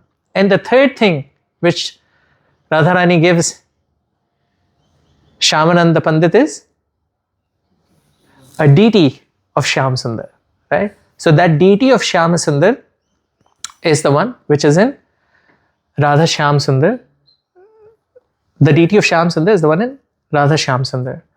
So today that you see is when you go to Radha Shyam Sundar temple, there are 2 deities of Radha Shyam Sundar. One is a larger one is a smaller one. The smaller one is the one which Radharani gave to Shyamanand Pandit, and the larger one is the deity worshipped by Shri Baladev Vidyabhushan. Yeah. So that is when we go to, yeah, very small. Yeah. So that is the history of Radha Shyam Sundar. So far so good. So when we go there, we should take darshan of the samadhi of Shyamananda Pandit, we should take darshan of the deities. So one of the 7 important temples. And then our last temple, which is Radha Gokul Nanda temple. So Radha Gokul Nanda temple was established by Srila Lokanath Goswami Maharaj. Srila Lokanath Goswami Maharaj was also a disciple of Srila Gadadhar Pandit. And actually, the deity worshipped by Srila Lokanath Goswami was a small deity called Radha Vinod, which he found in Kishori Kund. But the deity of Radha Gokul Nandan here is a deity worshipped by Srila. So the temple was established by Srila Lokanath Goswami. The deity worshipped by Srila Lokanath Goswami was Radha Vinod, which is here as well. But the deity of Radha Gokul Nandan was worshipped by Srila Vishwanath Chakravarti Thakur. So it said a Brahmin once gave the deity to Srila Vishwanath Chakravarti Thakur, and that deity is Radha Gokul Nanda temple. So we can take darshan of both Radha Vinod deity and Radha Gokuland deity. And here there is the samadhi of Lokanath Goswami.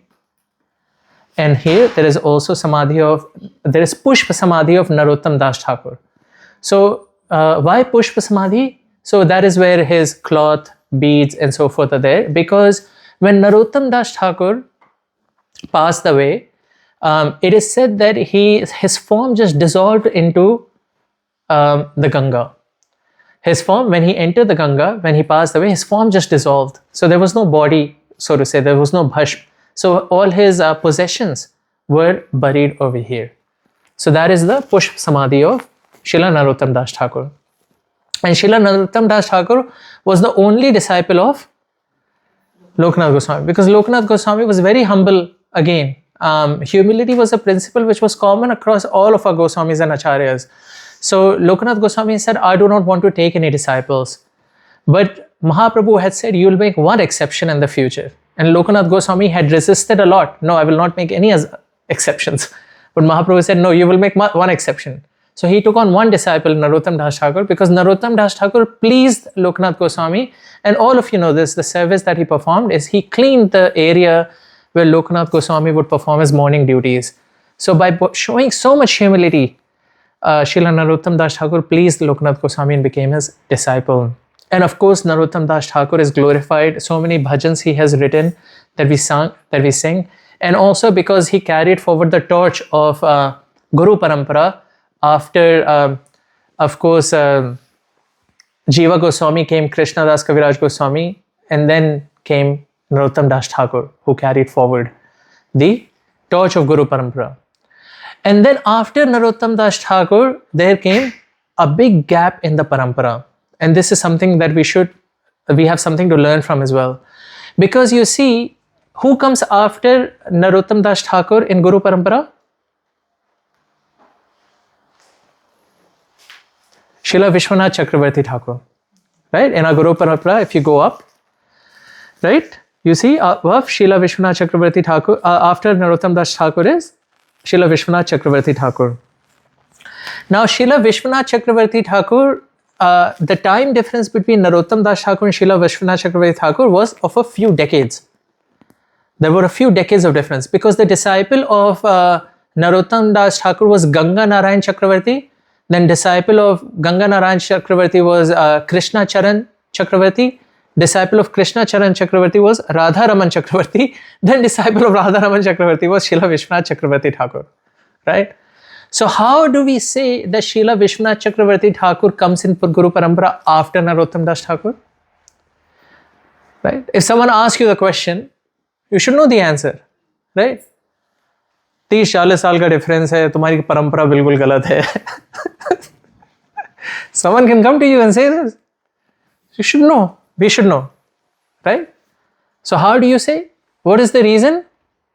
Our Sampradaya is Shiksha based Sampradaya. It is not necessarily, so to say, Diksha based Sampradaya. Right? Right? Shiksha based Sampradaya. Right? So Baladev Vidya Bhushan carried forward the same mood of Srila Narottam Das Thakur. Because at that time, a lot of people were criticizing Narottam Das Thakur. No, he is a Kayast. Right? He is not a Brahman. He cannot be a Guru. He cannot disciple Brahman devotees. He is not eligible. So a lot of people at that time, they were criticizing Narottam Das Thakur. You see, this is one thing which is common across all time periods, that our Vaishnava Acharyas are criticized by a lot of people. Srila Prabhupada was criticized at his time. Even the current Maharajas, as you know, we don't read it, but you come to hear of it. Right? They are criticized. So a lot of people were criticizing Narottam Das Thakur at the time, that this is not true, this is not correct. So Srila Vishwanath Chakravarti Thakur carried the same mood of pure devotion. He defended Narottam Das Thakur. He re-established at the time Gaudiya Vaishnavism. And that is why Srila Bhakti Vinod Thakur says, no, Srila Vishwanath Chakravarti Thakur comes next in line in Guru Parampara. Is this making sense so far? So he wrote many commentaries, many books defending Narottam Das Thakur. And that is why Srila Vishwanath Chakravarti Thakur comes next in line. And so Srila Vishwanath Chakravarti Thakur, Samadhi is also here, and that is something we learn from him. So Srila Vishwanath Chakravarti Thakur contributed a lot in a lot of different ways. One very prominent, actually all three are very prominent. Please tell me, what do you think of when you think of Srila Vishwanath Chakravarti Thakur? What are your regular touch points for Srila Vishwanath Chakravarti Thakur? Still Bhava. Keep saying he was reference commentary on that. Yes, so Srila Vishwanath Chakravarti Thakur has written a commentary on Bhagavad Gita, and Srila Prabhupada does mention Srila Vishwanath Chakravarti Thakur as well. But very few people read the commentary of Vishwanath Chakravarti Thakur of Bhagavad Gita. But yes, Bharu Maharaj has translated it. Is this there? Bhagavad Gita is one. Next.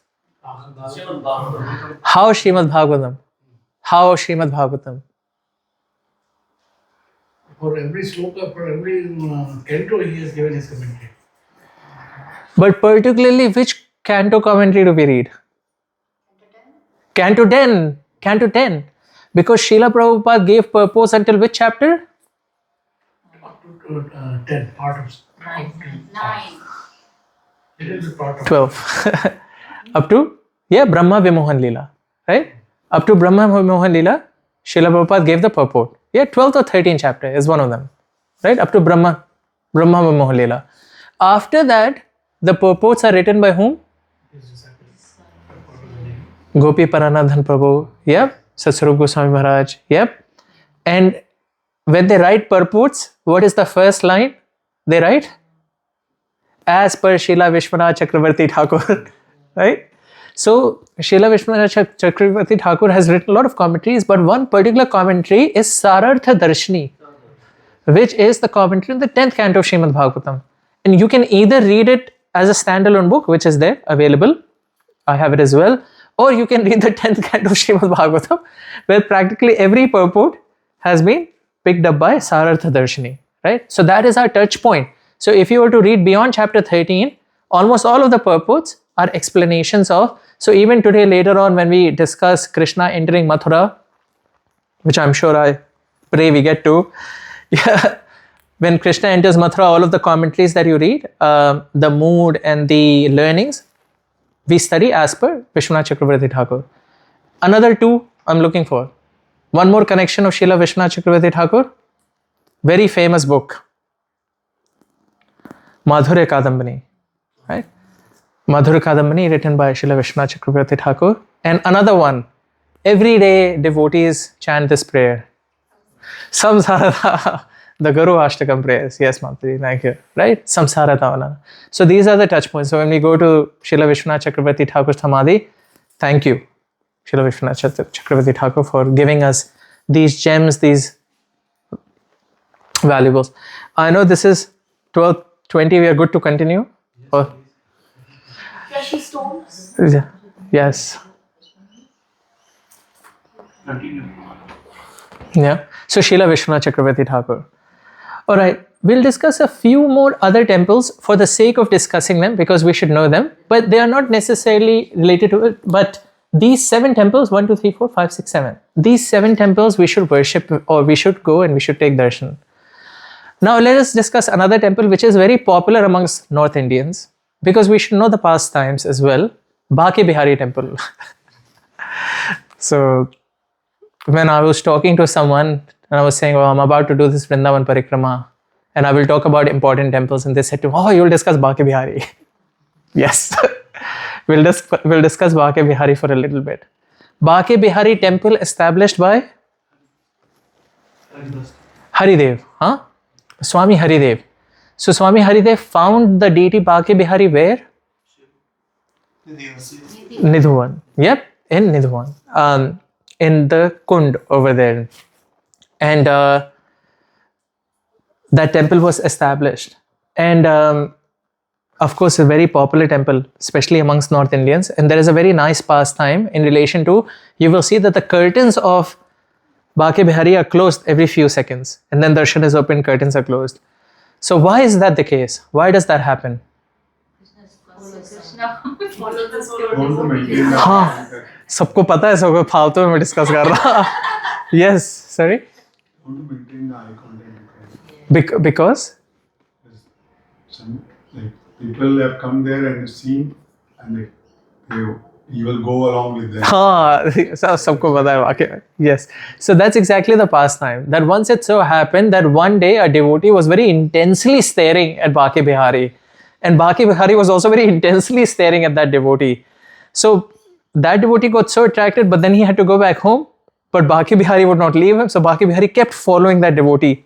And Baki Bihari went to his home. So the pujaris became very confused. Where is Baki Bihari? Where did he go? So they traced them to this devotee's house. And then they brought Baki Bihari back to the temple. And since then they started this practice of closing the curtain. So this is a local legend which is communicated, right, over there. And since then it is said that don't stare at Baki Bihari so much that, he becomes attracted to you and he leaves with you. We don't want him going anywhere. So that's Baki Bihari temple. Another temple which devotees go to, particularly famous amongst North Indians, is Radha Vallabh. Radha Vallabh temple was established by Sri Hit Harivamsha Mahaprabhu.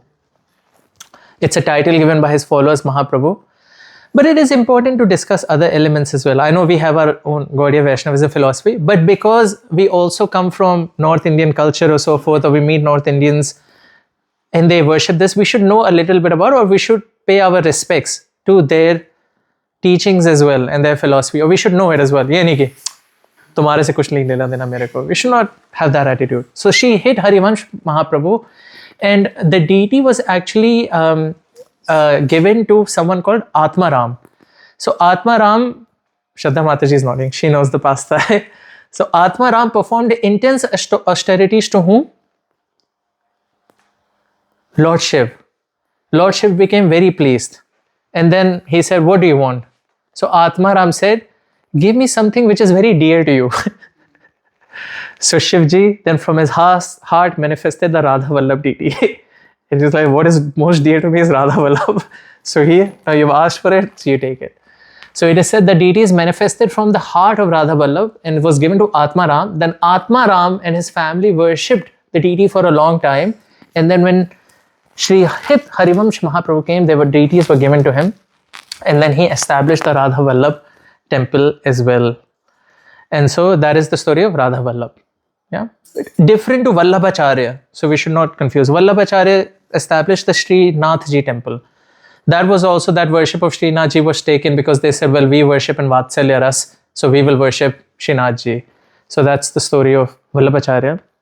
And then of course, number one, as you see over there in yellow circle, is Krishna Balaram temple. So Krishna Balaram temple established by Srila Prabhupada. The land was donated by Mr. and Mrs. Saraf in 1971. And many challenges took place for 4 years. And then in Ram Navami 1975, the temple was opened. So we are very grateful to Srila Prabhupada for his contributions. So that is now the pastimes of all the temples. So we discussed last week that the Vrindavan Parikrama can be divided into 4 or 5 different categories. First was all the important temples. Then second is all the Goswamis. And we discussed both of them together. Third was? Pastimes of Krishna, where was the performed? Yeah, so pastimes of Krishna killing the demons. And then? Yes, the pastimes of Krishna with the Gopis, the Raslila pastimes, and then Krishna's other pastimes. So these 5 categories. So we've covered the first 2. I hope it was okay. Just to be with Mataji, sab pata hai aapko. So we discussed the Goswamis. Just by remembering the Goswamis, we take their blessings. If I just remember senior Vaishnavas and Vaishnavis here, let's just say, for example, I just remember Ujjwal Das Mataji. Oh, Ujjwal Das Mataji does this nicely, does that nicely. She may not know it, but just by remembering her, I'm getting her blessings, right? She will get the vibes. She will get the positive vibes. Oh, Sanjay Vyas is thinking nicely of me. Just positive vibes. Just by remembering the Goswamis, we are getting their blessings. So every time we go, we should not dismiss. Sheila Vishwanath Chakravarti, kya lena dena? Hamare Srila Prabhupada hai. No, we should not have that. Properly stay there for a little bit. Thank you so much. Thank you for your contributions. Right? We learn something for them. Because who knows what our nature is? Our nature could be more attracted to the contributions of Shyamananda Pandit, menial service. Our nature could be more attributed to Jiva Goswami, scholarly. Our nature could be more attributed to Srila Rupa Goswami, humility, right? So whenever we go worship, our nature is activated, right? Our nature is activated. What is our nature? Some devotees are very humble. Some devotees are very Kshatriya-like. Nothing wrong between them. Nothing wrong between them. But they just have to be true to themselves, right? A humble person cannot even become a Kshatriya. That will be very funny. Bhaiya, tumhara nature humble hai, tum kya ladai karne ja rahe ho? Right? And suddenly a person with a Kshatriya nature becomes very humble. That is also very funny. It's like, bhaiya, nahi, your job is something else, right? So our true nature is activated. Now let us move on and discuss Krishna's pastimes of killing various demons, right? Because if we would have started with Kaliya Ghat, going to the temples would have been a bit difficult. So we covered all the temples. Now let's cover Krishna killing demons. And hopefully today we'll cover all of Vrindavan. Kaliya Ghat.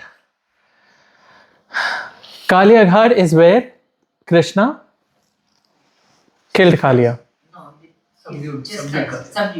So, oh, sorry. Yes, he did not kill Kaliya.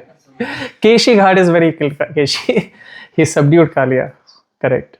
So, who was Kaliya? So, Kaliya in his previous life was a sage by the name of Vedashir. I'm taking you back now. You might already know this, but only for devotees who might have forgotten. All of you know everything, huh? So Kaliya in his previous life was a sage named Vedashir. Vedashir was a very advanced sage. He was in South India. He was performing intense austerities. And at that time, another sage came there. His name was Ashwashir. And Vedashir saw Ashwashir came and he said to Ashwashira, of all the places in the world, you have to come here? Go do your mala somewhere else. Let me do my mala in peace. Are there not enough places in the world for you to go? इतने सारे तो ब्राह्मण हैं नहीं कि दो ब्राह्मण को एक ही जगह मिलना. So Vedashira said, go somewhere else. Then Ashwashira also said, ये क्या बदमाशी है? No, this place does not belong to you. This place belongs to Lord Vishnu. So you're not the proprietor of this place. This place does not belong to you. So then an argument ensued between Vedashira and Ashwashira. So Ashwashira said to Vedashira, you hiss like a snake, you become a snake. And Vedashira said to Ashwashira, you speak like a crow, caw, caw, caw, caw, you become a crow. And so Vedashira in his next life became Kaliya, and Ashwashira in his next life became Kakabhushundi. Now, of course, there are different pastimes of who Kakabhushundi was in his previous life as well. So all of them are true, and they are true to different kalpas, different days of Brahma. So when you read Ramcharitmanas, there is different history of Kakabhushundi. This is different history. Both are applicable. So in this history of Vedashira and Ashwashira, Ashwashira became Kakabhushundi, and we come across how Kakabhushundi is a great scholar in Uttarakhand and Ramcharitmanas. He's answering questions to Garuda. So, which Krishna willing we'll discuss next week. So, Vedashira. So we should learn this quality of possessiveness is not good. This belongs to me, that belongs to you. Me and mine mentality is not so good. This is a quality we learn from this pastime. So Vedashir becomes Kaliya. Now even when he becomes Kaliya, he still maintains this mentality of me and mine. This lake belongs to me. And then Garuda attacked him. So because Shobhari Muni had cursed Garuda, you cannot enter Yamuna, Kaliya goes to Yamuna. So he maintained that in the lake where Kaliya was, I'm forgetting the name now of that lake, where Kaliya was before, maintained that me and my mind mentality. And then again he came to Yamuna and he maintained me and mind mentality. You see, even after being cursed, some people do not learn, right? So of course he poisons, and then the gopas and the calves, they fall dead. Krishna comes, rejuvenates them, and then Krishna climbs onto the kadam tree and jumps into the ocean to fight Kaliya. Now you see, Kaliya sees, we discussed this pastime in more detail in the last series at Prem Bhakti Mataji's house in Vrindavan, pastimes of Krishna. So Kaliya sees Krishna jump into the water. What is the first thing that he notices? This boy is so beautiful. Tam prekshaniya shukumara ghanavadatam shrivatsapita vasanam smita sundarasyam. She says, this boy is so beautiful, such nice smile, such nice clothes, right? Sukumar, he's such a beautiful looking boy. But despite seeing how beautiful he is, Kridantam apratibhayam kumala udarangrem sandashya marmashurusha bhujaya chachara.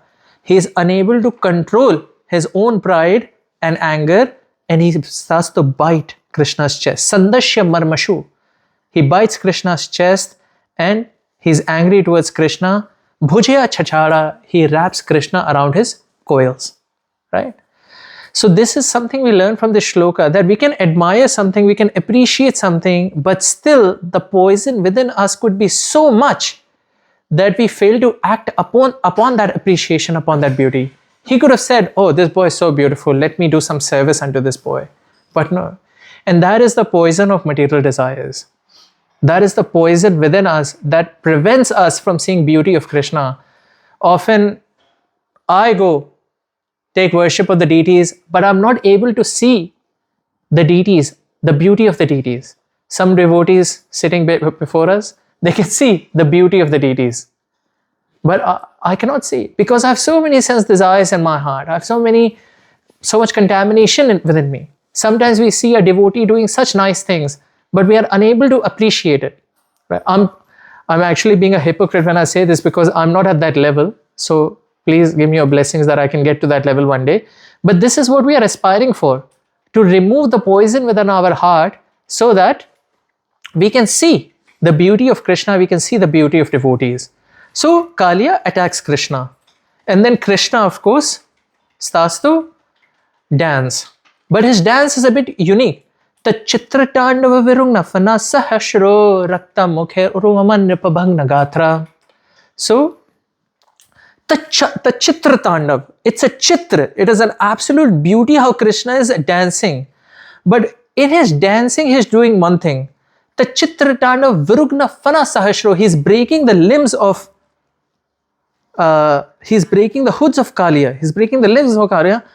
Rakta Mukher Uruvaman Nipabhagna Gatra. His limbs are crushed, he's vomiting, his blood is coming out of his mouth. And then he's coming to his senses. So sometimes it so happens it's that when we go through difficult times, only then when our mind gets a bit straight. Because material conditioning is such that if we are going through good times, unfortunately for most of us, we will not remember Krishna. Right? That is why Kunti Maharani says such a nice verse. I know it is a very nice popular verse, everyone knows this, but the meaning is so nice. Vipata santuta shashvat tatra tatra jagat guru. She says, right? Calamities come again and again. Why? The next two lines are so nice. Bhavatu darshanam yatsyad apunar bhava darshanam. What does that mean? That because, and Srila Prabhupada explains in the purport that when problems come again and again, of course Kunti Maharani is saying that I am able to see you again and again. Srila Prabhupada in the translation, in the purport is saying because I am able to remember you again and again. Because we cannot see Krishna again and again, unless of course we go to the temple or we have that devotion that we really see Krishna for Krishna. We remember Krishna. And when we remember Krishna again and again, Kunti Maharani says, when we see you again and again, apunar bhava darshanam. I will become free from materialistic life, from this cycle of birth and death. So Srila Prabhupada writes, when we remember Krishna again and again, we become liberated. So that is why difficulties come in our life, so that we can remember Krishna. So we should remember that. Like if difficulties were not there, Krishna, I probably will not remember you. That is why that verse is there. Janma Shwarya Shruta Shribi Edamana Madhapaman. Neva Har Tum Abhitatum Ve Tvam Akachina Kocharam. Pagla jate hain. Janma Shwarya Shruta Shribi Edamana Madhapaman. Matlab high birth, wealth, beauty, prestige, position एक आदमी को पगला देती है. आदमी पागल हो जाता है. So we were saying Tachitra Tandava Virugna Fana Saheshro Rakta Mukher Uruvaman Nripa Bhagna Gatra. So now blood is coming out, vomit is coming out, body is broken. Now he comes to his senses and he says, Smritva charachar purush gurum purusham puranam. Oh, this is my worshipable Lord. This is my Guru. He is actually the owner of everything. And then Narayanam tam aranam manasa jagama. And then from his mind he surrenders. Ab chhod do mujhe. Ab maaf kar do. Then he surrenders. So when he's at the lowest point, when he's beaten down, when he is given up, there is no recovery for me anymore. Until, he stops dancing on me. Until then, his surrender didn't come. And so that is something we learn from this pastime of Kaliya as well. That if we are going through difficult times, it is removing the poison within us. It's removing the material desires within us. And then, of course, Kaliya becomes a devotee. Nag Patnis are glorified as well. And it is said that, Kaliya becomes a carrier of Krishna. So sometimes Garuda comes to take Krishna, and sometimes Kaliya comes to take Krishna. Both are carriers as well. So he starts to say. And so that is Kaliya Ghat. So when we go to Kaliya Ghat, we should try and meditate on this pastime. And then we come to Keshi Ghat. Now, the pastime of Keshi is mentioned in detail or very briefly in Bhagavatam? Very brief mention. Killing of Keshi and Vyomasura, very briefly mentioned. So very briefly, we'll also mention Keshi, that Keshi in his previous life was Kumuda. He was a servant of Indra. But he became jealous of Indra's possessions. He became jealous. So Indra had a very beautiful horse, and Kumuda took that horse for a ride. But Indra was not happy. This property does not belong to you, right? You like horses so much, you become a horse. And so in this way, Keshi became a horse demon. Now, Keshi became a demon, so to say. He was not necessarily a demon because he was in Swarglok, but he came in association of Kamsa, and in association of Kamsa, he developed demoniac qualities. And so that is common across a lot of other personalities as well, that when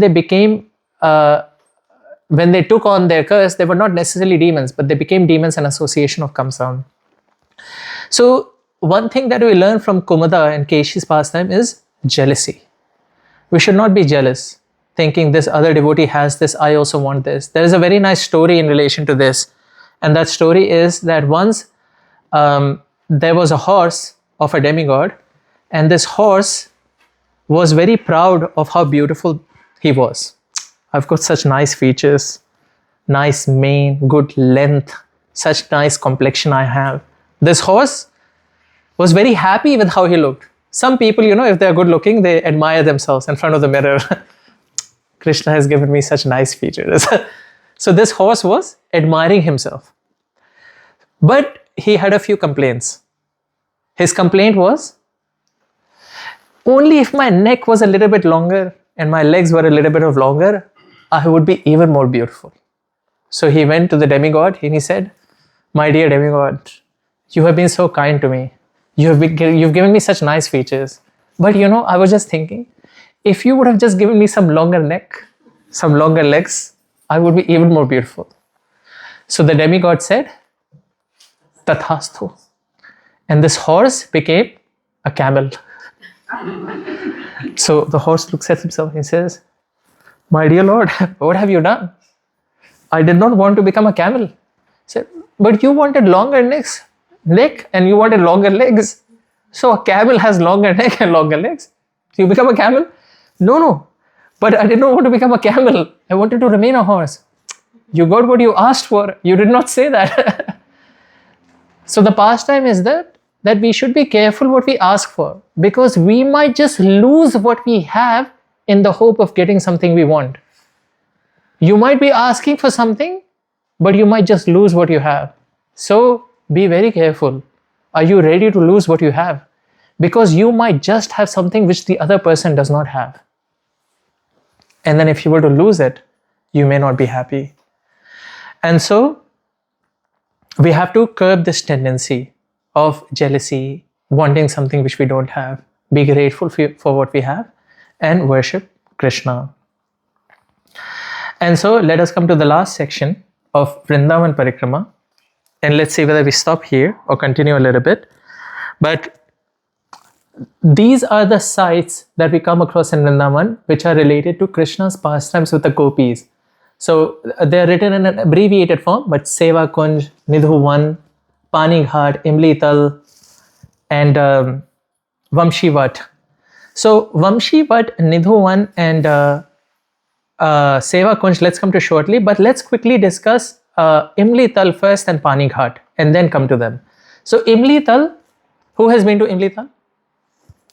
Very nice. What is the pastime of Imli Tal? Why? What is the special? Mahaprabhu went there. Yes, Mahaprabhu. You're right, Prabhu. We are not discussing so much, but Mahaprabhu has been to all of these places. So Mahaprabhu went to Imli Tal. He would go there every day, actually. And yes, we should actually start discussing Mahaprabhu a little bit more as well, which we will when we come to Vishram Ghat and Mathura as well. So Imli Tal, the special feature of Imli Tal is that this is where Radharani would come when she could not find Krishna. Now we have started to enter pastimes of Radha and Krishna. Because if we would have started from Imli Tal, it would have become very difficult to go to Radha Raman Damodar. Because once you enter Radha Krishna's pastimes, it's a special flavor, it's a special mode. So Imli Tal is where Radharani would come when she was not able to find Krishna. And this is also where Krishna would come when he was unable to find Radharani. And the special feature of this place is that it relates to Vipralamba Bhav, that when Radharani would come here, she would meditate on Krishna, and then her complexion would start to change from golden to bluish black. Yeah. And same, Krishna would come here when he would miss Radharani, and he would meditate on Radharani so much that his complexion would start to change from bluish black to golden. And once it so happened that Radharani entered with the Gopis while Krishna was meditating on her, and she saw the golden form, and Krishna, she said, I want to see this form of yours. And Krishna said, at some point in later, I will come with this form. And then that form was, of course, Shri Chaitanya Mahaprabhu. But the special significance of this place is that this place represents Viraha Bhav, right? Vipralamba Bhav, the love for Krishna when you are separated from Krishna. So we are all trying to perform our practice in which bhav? Sambhog ya Vipralamba bhav? In Vipralamba bhav. Yeah, we are not in Sambhog with Krishna right now. So we go here and we pray for that same devotion, the same emotion which Radharani has for Krishna. And as Prabhu said, Mahaprabhu would go here every day. So Imli Tal is a very special place for us. When we go to Vrindavan, we should definitely go here and meditate on Radharani, meditate on Krishna, and pray for that same level of devotion and love for Krishna. Now let's discuss Pani Ghat, or let's discuss it together with Seva Kunj, Nidhu 1 and Vamshi Vat. So Seva Kunj, Nidhu 1 and Vamshi Vat, that entire area Seva Kunj is where the Ras Leela pastimes would take place. So let's discuss that a little bit. So the Ras Leela is described from chapters 29 to 33 in Srimad Bhagavatam. At the end of chapter, and of course, maybe just for a little bit, okay, sorry, just before I begin on this, let me say I'm not qualified to speak about this. So whatever I'm speaking is something that I've read and I'm trying to repeat. And the only reason I'm trying to talk about this is because we should talk about it. Because serving the Gopis and serving the Madhurya pastimes of Krishna is an important goal for us. So when I talk about these pastimes, I'm not above sense gratification, but we will discuss this shortly, that by talking about these topics, it relieves us from sense gratification.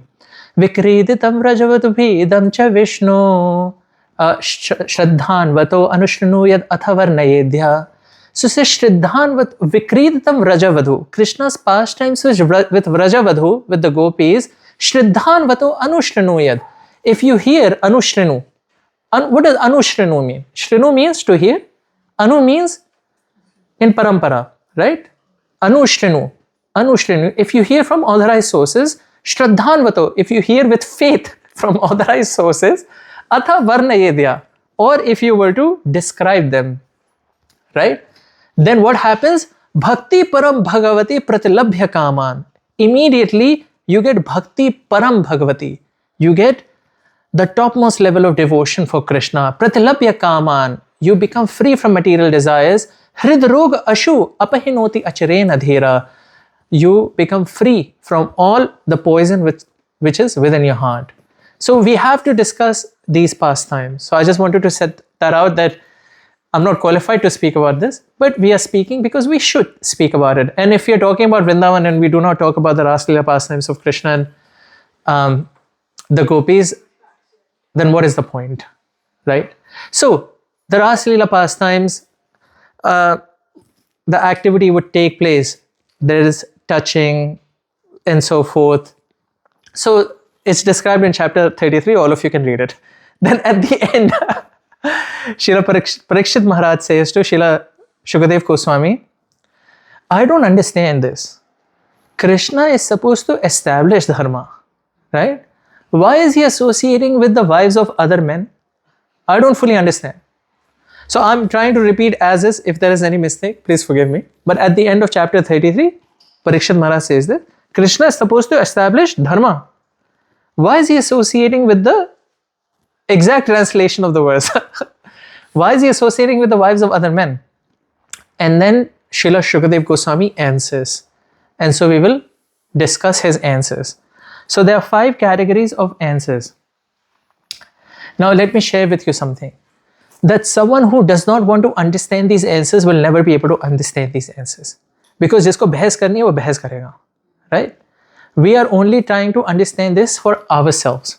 Right? And anyone else who we feel has sufficiently surrendered to Krishna, who is receptive to understanding this, they can understand this. But we are not here to educate other people about this, right? We are discussing this in a closed, intimate forum because this group is receptive to this. But someone else comes, आपके चाचा के बेटे के ताऊ के बुआ के फूफा, like तुम लोग क्या करते हो, रासलीला कृष्णा करते हैं, समझ में नहीं आता. If you try to explain this to them, they will not understand. So don't even try. So yes, Vaishnavi. Yeah, so same thing happened in our family. Someone said like that and it was so offensive, and then they apologized later. Yeah, in everyone's family it happens, beta. My family also it happens, extended family. And I'm sure in all of your extended family it happens. Very common, right? Yes, Vaishnavi is right. I'm also remembering my family member as well as I'm talking about this. So, Srila Shukadev Goswami answers. Let's discuss the answers, right? Well, this is straight from Srimad Bhagavatam towards the end of chapter 33. I've just summarized it for discussion. That firstly, Krishna is God and he is above the labeling of what is right and wrong. So, Srila Shukadev Goswami says, understand Parikshit Maharaj. Firstly, Krishna is God. Why? Because before 10 cantos came, how many cantos? 9 cantos. अब तुमने 9 cantos सुन लिए हैं. 9 cantos में Krishna is God. Of course, the mood of Vrindavan is different. Krishna is not God, Krishna is mine. But first 9 cantos, understand Krishna is God. He is above the label of right and wrong. Also, an example Srila Shukadev Goswami gives, Krishna is like fire. When you put anything in fire, is fire changed? Does the nature of fire change? No, the nature of fire is unchanged, right? So Krishna does not change. So no matter how Krishna behaves, whatever Krishna does, he remains Krishna. So Krishna does not get any sinful reactions. So he is not governed by the same laws that we are governed by. So first understand that. Do not compare yourself with Krishna. You are different and Krishna is different. Secondly, within this point only, understand that you cannot ask Krishna to control his senses. Oh, Krishna, you control your senses. Don't do this. He is not your order carrier, right? That is what differentiates between you and Krishna, me and Krishna. I have to control my senses, right? But I cannot say to Krishna, no, you don't go associate with that woman. He will not listen to you. So we should never compare ourselves with Krishna. So that is the first point made by Srila Shukadev Goswami. The second point he makes is, just as Lord Shiva drinks poison but is unaffected, so similarly when Krishna engages in Ras pastimes, he is unaffected, right? So that's the second example. Also, a very prominent example given by a lot of devotees. If you want to compare the Rasa Leela pastimes, go drink poison first. Copy Lord Shiva first, then we'll talk about it. Yes, everyone has heard this. So Srila Shukadev Goswami says this. The third reason he says is that Krishna's pastimes with the gopis is transcendental activity. And that's where Pani Ghat comes in as well. Pani Ghat, as you can see over here, P-A-N-G. Pani Ghat, a very important pastime took place, that the gopis wanted to cross over to feed Durvasha Muni. But there were no boats and the force of Yamuna was strong, so they couldn't cross. So Krishna says to Radharani, I can help you cross. So Radharani says, sure. So he says a mantra in Radharani's ears. And he says, now you chant this mantra to Yamuna. So what mantra was this? Krishna is the brahmachari. Yes, so the mantra is Krishna the brahmachari. So Radharani chants this mantra and immediately Yamuna parts and reveals a shallow path across towards the other side of Panigaon. Yes, of Panigaon. So now Yamuna has sort of receded. But back then there was Yamuna which was between Pani Ghat and Panigaon. So she chants this mantra. So that shows that Krishna is transcendental. And Srila Prabhupada then also explains that gopis and Krishna's body are transcendental. They are not material bodies. So we should not compare. The fourth reason is that Krishna already lives in the hearts of the gopis. So Krishna is already the husband of gopis in one way. So there is nothing wrong. Krishna is not associating with wife of other men. They are Krishna's wives as well. And the last reason which Srila Shukadev Goswami says is this, what we discussed at the first, that by reading these pastimes, by hearing about these pastimes, they help us become free from material sense gratification in our heart. Hridrogam ashu apahinoti achirena dhira. Achirena means very quickly. Dhira, we become steady. And so it is described to us that our process is not that of anarth nivritti. Our process is that of earth pravritti. We don't have to just focus on anarth nivritti. Anarth nivritti is part of the process. It is not goal of the process. The goal of the process is earth pravritti, right? Earth pravritti is serving the gopis, serving Krishna. We are not aspiring for the position of gopis. Who wants to become here, wants the position of gopis? We want the position of servant of the gopis. We want to serve them in their pastimes of Krishna, right? We should not aspire for that position. That is our goal. And so, in this way, when we go to these places, we should meditate on the pastimes of Krishna and the gopis, not in a way that I want that, but in a way that Krishna and Radharani and the gopis, we want to help you. Yep, we want to serve you in your pastimes. That is the mood. And so in this way, that is Vrindavan Parikrama. So now we didn't cover all the places because there are so many, and a lot of them are related to, you will see Sri Chaitanya Baithak and so forth, related to where Mahaprabhu performed his different pastimes as well. But we covered a fair bit, which I think if you were to go to Vrindavan and if you go to these places, that would be quite nice, right? So next week, we'll continue on from, next week is week 3. We'll continue on from Vrindavan and we'll continue till Mathura, at least Krishna willing, and let's see where we get to after Mathura. So we'll stop here, right? It's almost 1 and we'll continue on. We'll cover Bhojan Sthal, then we'll cover Akrura Ghat and we'll continue on, discuss Mathura. And then maybe we'll try and cover Madhuvan, Talavan and so forth and make our way to Govardhan. And Krishna willing, let's see which year we come to Govardhan. But I'll stop here. I'll open it up to yourselves. Any comments, any feedback, anything you'd like to add, share. And I would like to say, please forgive me for any mistakes I've made. I'm only sharing what I've read. That is all my effort. I don't have any qualities, or so to say. I'm doing this for my own purification. And please give me your blessings and please forgive me for any mistakes. You didn't do anything wrong. It was all okay. It was so good. Hari Bol. Thank you, Vaishnavi. So kind.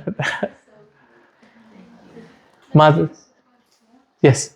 Anything you'd like to add, Mataji? It's very, very rich. I enjoyed it. Thank you so much for doing this. अब बहुत kind है, सब पता है माताजी आपको. हाँ. I have a question. When you said the feeling, the mood of Krishna is mine, that is the pure love. But when the mood is that I am yours, so that's feeling. What is that feeling then? That mood. Is that Dainya Bhav or? Then it means very humble, very simple. That bhav is, how can I say this in the right way? That suppose I say Akhand Ras Prabhu is mine, right? If I say Akhand Ras Prabhu is mine, that means every action that I do is to please Akhand Ras Prabhu. Yeah? Akhand Ras Prabhu is mine. Akhand Ras Prabhu, are you okay? What can I do for you? Whatever you want, I'm doing for you. It's not necessarily to say humble. Humble would mean me saying, oh, I'm not doing anything. Krishna is empowering me to do whatever service I can. That is the emotion behind the activity. But the activity is that you are mine. Like, मेरी mummy मेरी है. हाँ, मैं सेवा करूँगा अपनी mummy की. Possessiveness, right? They belong to me, right? It does not mean Krishna only belongs to me. That is arrogance, right? That then becomes arrogance, right? Krishna only belongs to me. No. Krishna is mine, right? I will serve Krishna as authorized by the acharyas, by the scriptures in that mood. Nothing too different. ये नहीं प्याज लहसुन जाके दे दिया. Krishna मेरे हैं. No. As in what is allowed, we will do that. I hope that is okay, Prabhu, right? That Krishna is mine. I will serve Krishna, right? Does not mean he does not belong to anyone else, but Krishna is mine. Possessiveness. Because he, like, in different ways, because he belongs to everyone, the whole world, he is the world. Yes. Mai idam jagat protam, right? Yeah. The Indian mood can it be described as the mood of begging, knowing one's minute position? Yes. Yes. What are we begging for? Deni vinati kare dante trina lana. What are we begging for? Please give me Krishna Bhakti. Please give me Krishna Prem. Right? We live in Australia. We don't need anything else. Amongst all of us over here, the combined net wealth will be greater than $12-13 million, I would say. Yeah, knowing everyone.